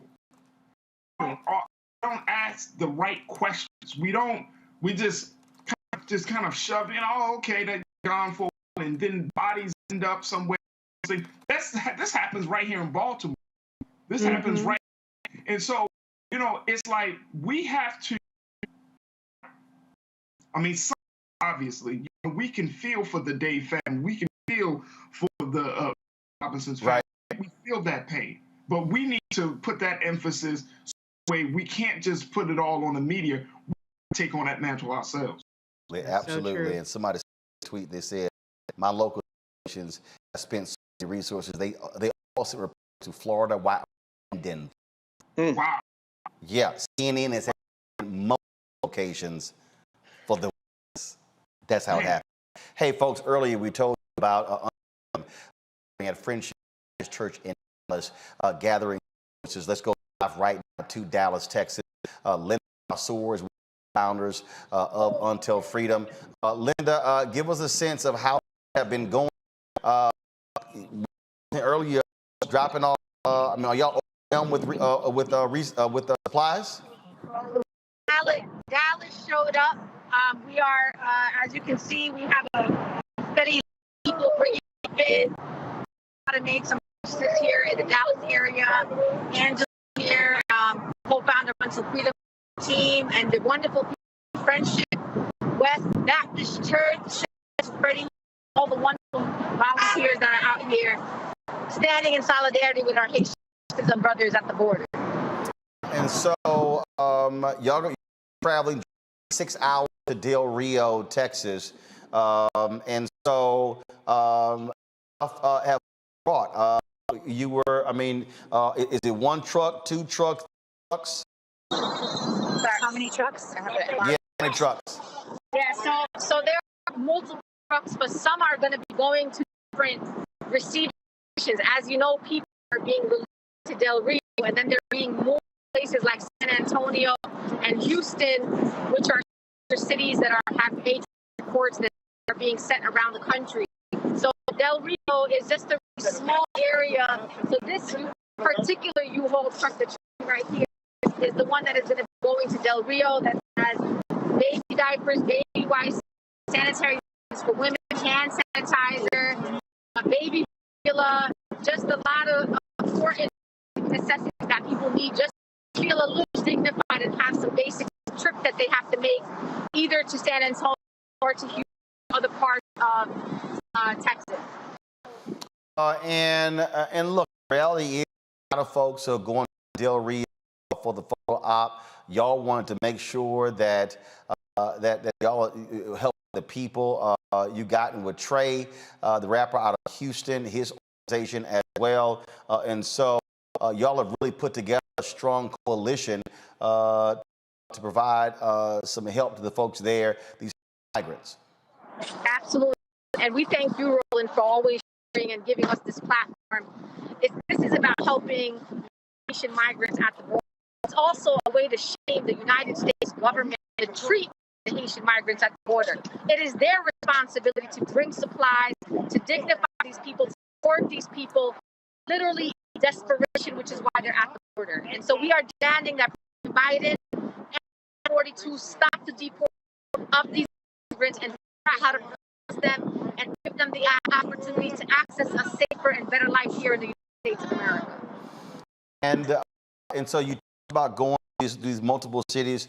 Are you also organizing people in those cities to also give as well? And people they want to know, okay, I'm going to see where to go. If there's somebody out there who's watching and listening and they want to send money opposed to supplies, where should they send it to?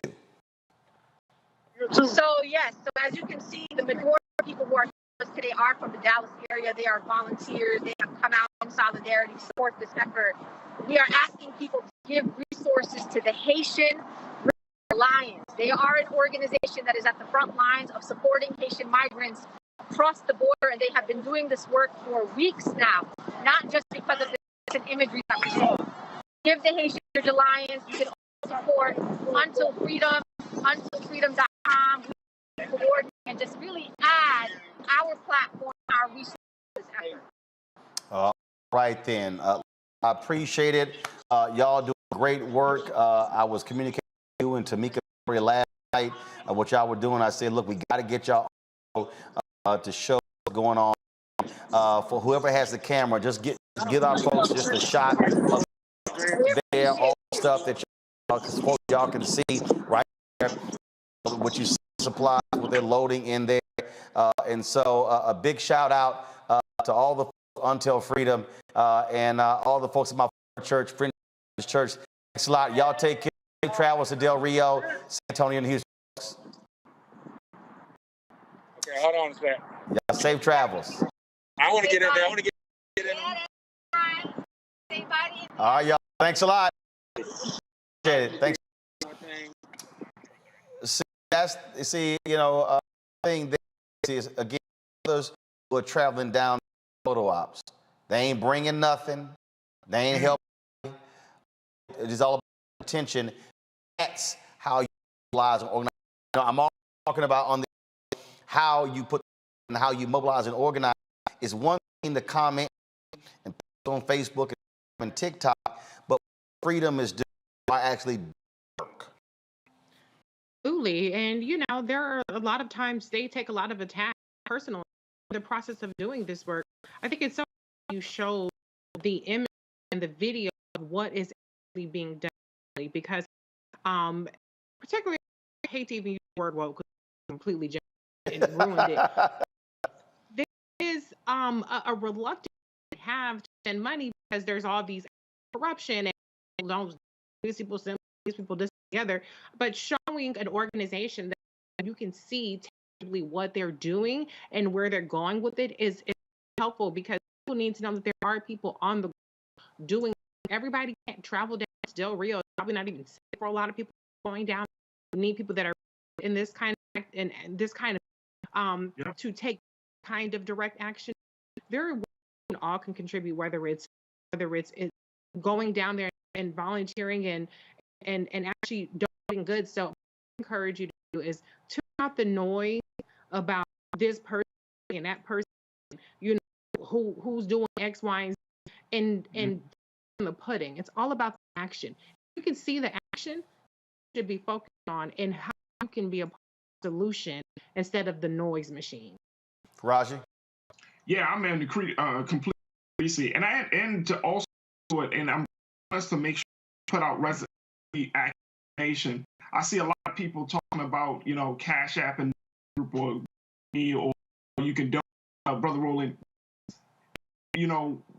I want to get your take on this. What is the way people give money or to send supply, and considering Del Rio is being secured by federal and state authorities, what's the likelihood that those supplies will get to our people? Well, and when Linda said they understand that people are not in Del Rio and disseminate the supplies in different places. I would say to out there, frankly, if you're not in Dallas or Houston or Antonio, send money.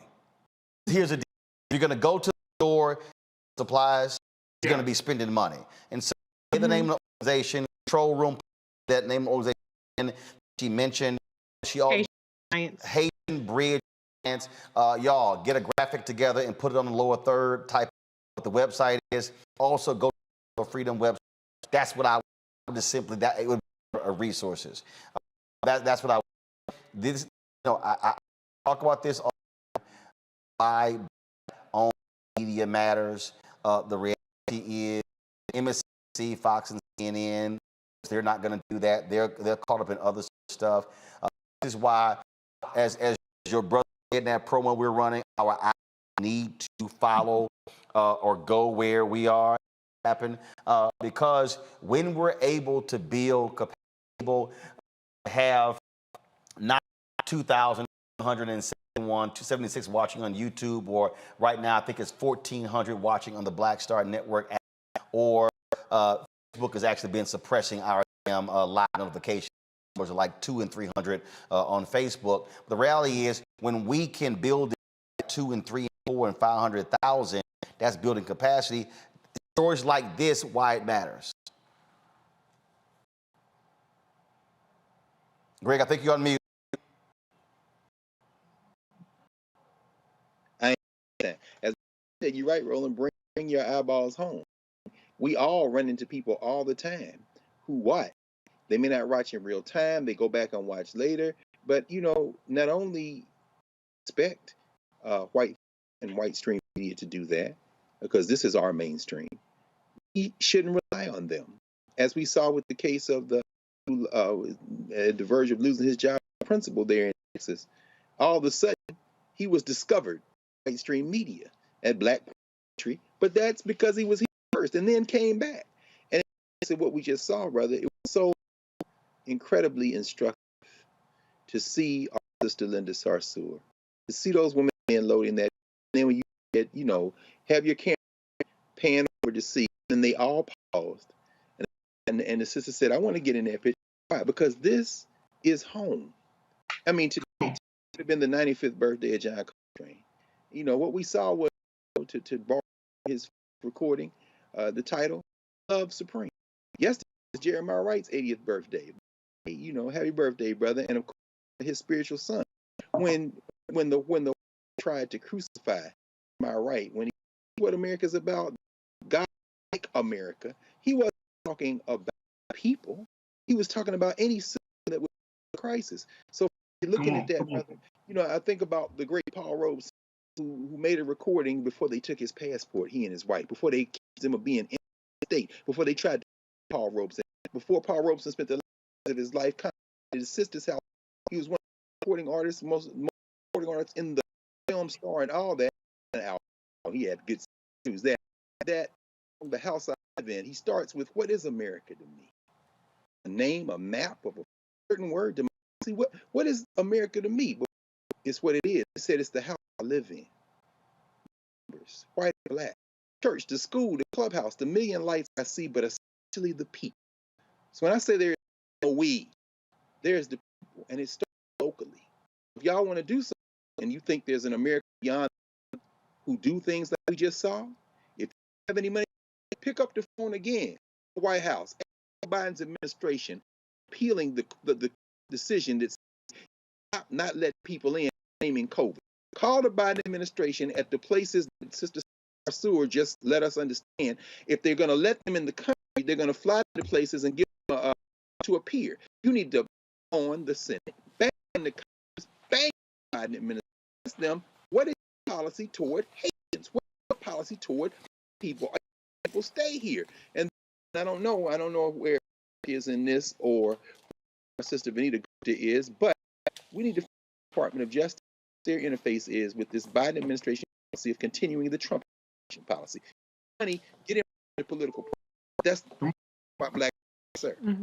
Indeed, folks. We're not done. First of all, with the panel, we're conversation where I was talking about holding companies accountable of Florida. All they pound with $30 to $50 million. Talking about how they ain't spending the money. Calling folks. The conversation was interesting. Like on Clubhouse, well, actually, conversation on Clubhouse to tell people we do on base. Black-owned app launched Hayes, who part of the crowd fund, which $3.5 through crowdfunding further development. I said we can't talk about Black economic empowerment if we willingly have conversations on Clubhouse. Don't want to go. So go to my computer. So at 9 p.m. 48 minutes, I'm going to have part 2 of our conversation on Fanbase. I'm going to download the Fanbase app. We're going to have a conversation over there, blow it out, and I'm going to walk y'all through. I'm going to walk y'all through these advertising agencies, and I'm going to why I call out brands specifically. Y'all need to understand what's going on with that Fanbase app. Trust me, you want to check it out. Of course, we yesterday talked about the death of and tremendous man, amazing story. The Parwa he did Cooley High. I'm double checking because he recorded live. Actually, he sent me a video. I'm not sure if the video has come here that way. So I'm going to send him and try to get it. But what I'm going to do is earlier I had a conversation with the journalist, author. He's done business, and that is Nelson George. And he had amazing things to say, y'all, about Melvin Van Peebles, some jewels. Blew me away, and I want y'all to actually hear that. Here's my conversation with Nelson. Nelson George, glad to have you on Martin Unfiltered, brother. Good to be here, man. Sad talking about what we're going to talk about, though. Melvin lived an extraordinary life, passed away at the age of 9. And I came across a video to this unbelievable conversation, Gordon Parks, Melvin Van Peebles, and Ossie Davis, and you participated in it? Well, those brothers, they're godfathers of contemporary American film. Gordon made Learning in Hollywood his first adaptation of books. Did Watermelon Man, very close behind him. And right there in the ballpark with Ossie Davis. Several of them, and so these 3 guys are sort of benchmarks if you look at all the way up to, Barry Jenkins and A. DuVernay and so forth.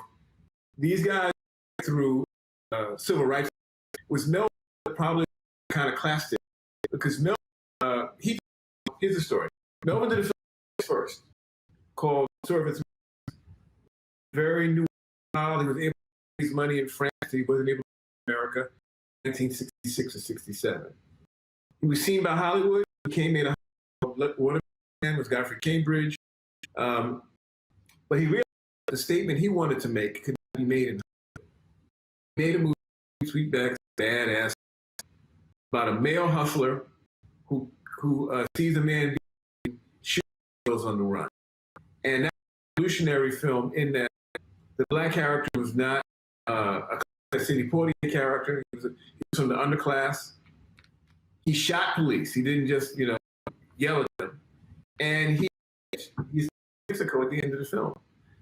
The film that Panthers, the film that Black people embraced. And it set a new template for a action hero that then leads a whole Blaxploitation. So that one film alone, revolutionary. Now here's what's interesting, because the New York Post, and how critical of and blasting them, they headline included in it, but he was a critic of that. Yeah, and it's interesting that they link as if he was a exploitation director. No, he wasn't. No. What happened is that his film situates a Black hero attacking the establishment in an anti-establishment. The Blaxploitation movies were usually adaptation, detective novels, or they were very conventional, aggressive, as Sweetback was. So they took elements of success because they knew that the Black audience was craving this. And but I also want to point out to you that it wasn't just a movie maker. Sweetback comes out in 1971. In 1972, he takes a lot of the money he made from Sweetback, has not one, but 2 on Broadway. He's supposed to die a natural death, and play is cheap. Unprecedented. He had 2 plays on Broadway at the same time. Plays that he wrote, directed, and raised the money for.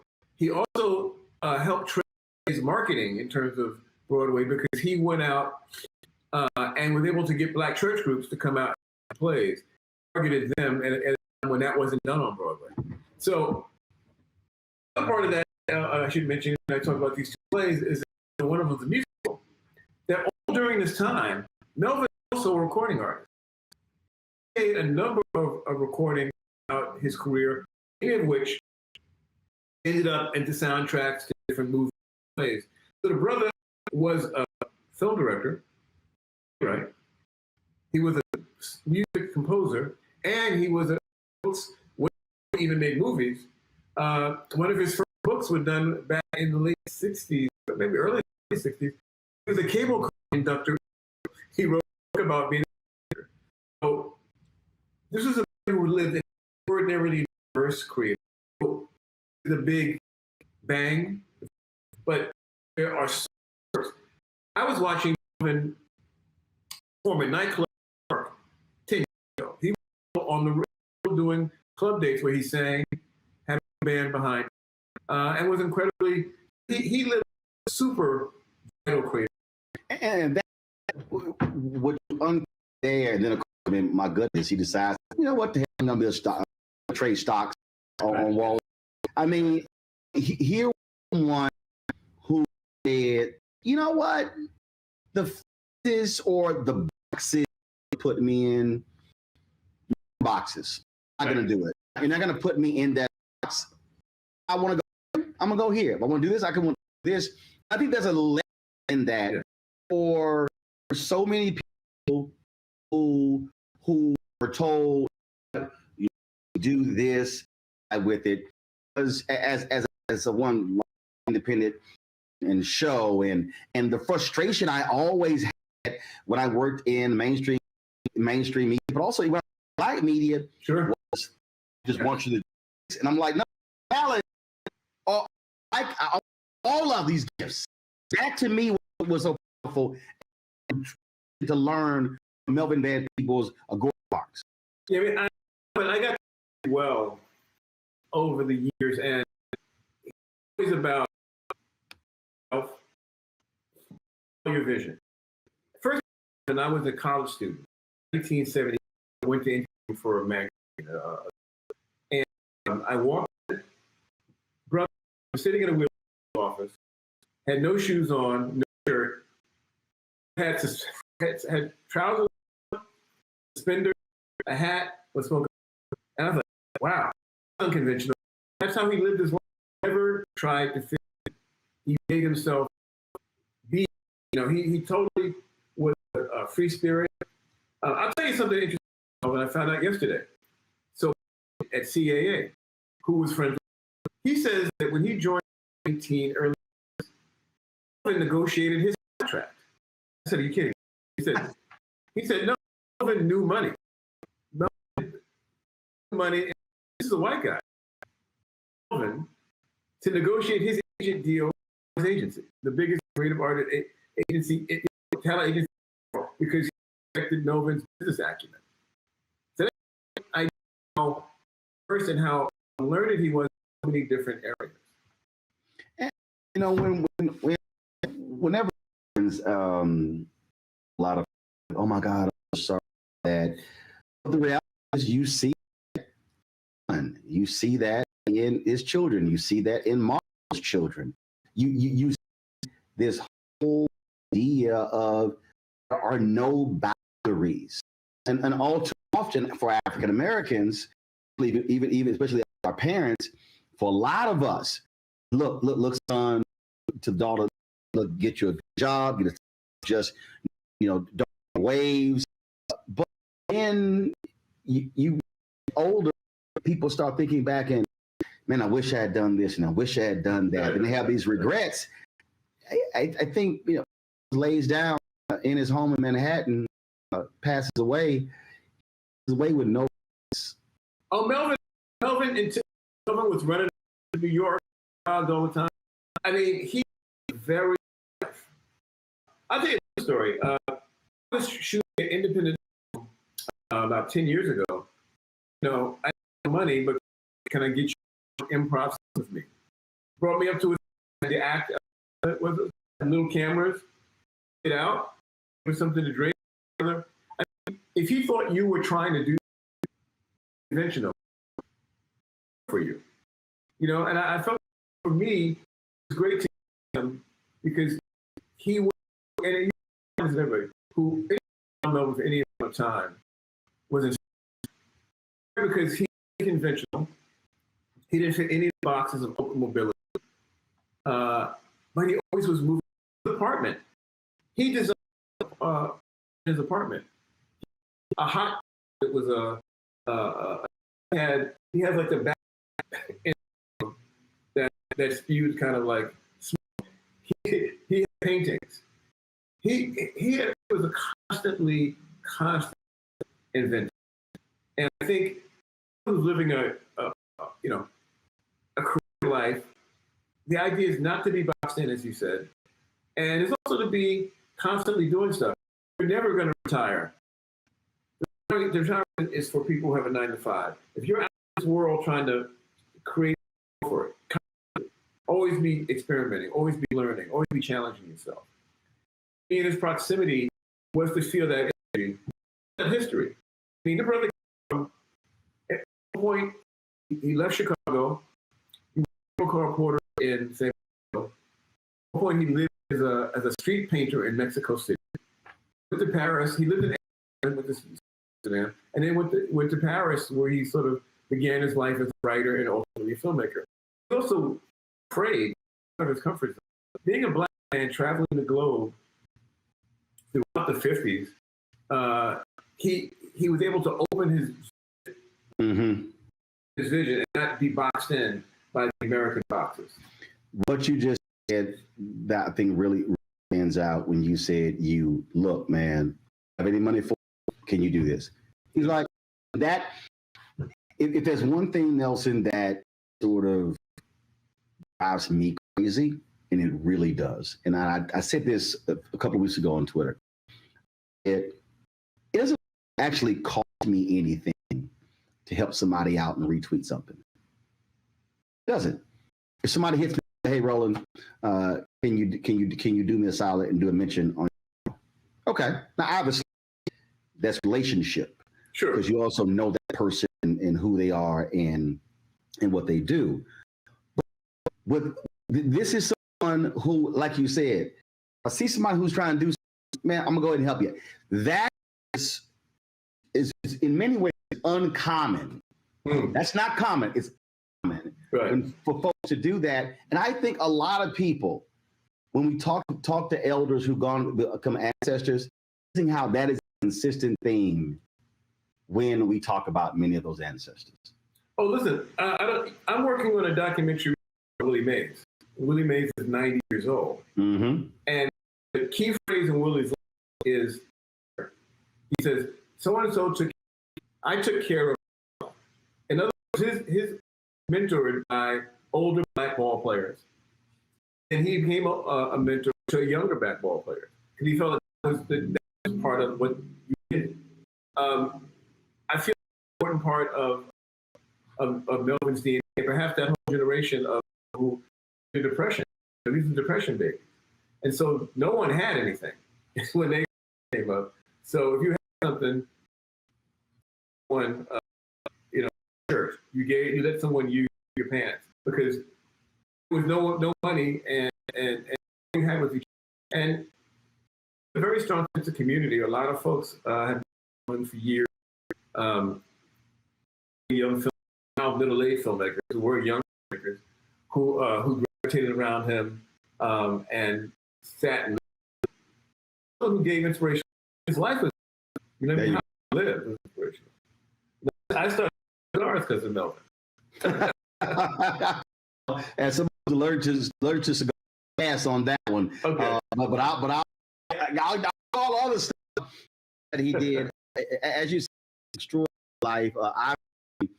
Because I was living in LA weeks ago where I interviewed Mario for this one-on-one series that I'm going to be launching on Black Work. And we were able to use stuff in the tribute night about his dad and life lessons and things like that.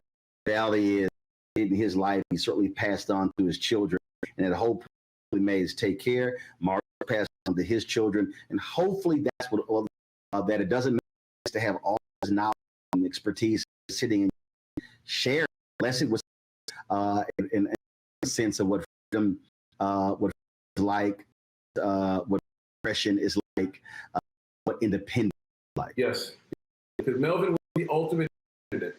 He made films, he made books, he wrote books, he made plays, he made and then figured out how to get him out. But he did his whole life, and he stayed the most idiosyncratic, interesting artist in American history. Of course, I'm November. Are same area, and we got more work. All the stuff my brother did. Absolutely, I said that. I'd say last night, like I was working. I ain't enough.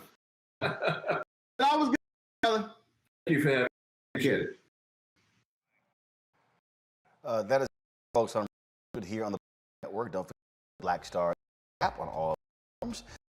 Android phone, TV, Android, Roku, Amazon Fire Stick, Xbox Smart TV. Also, be sure to bring the Funk Fan Club. You can, and our goal is to get 20 of our fans, giving about average of $50, $4.19 a month, 13 cents a day for anywhere. Cash App is $RM.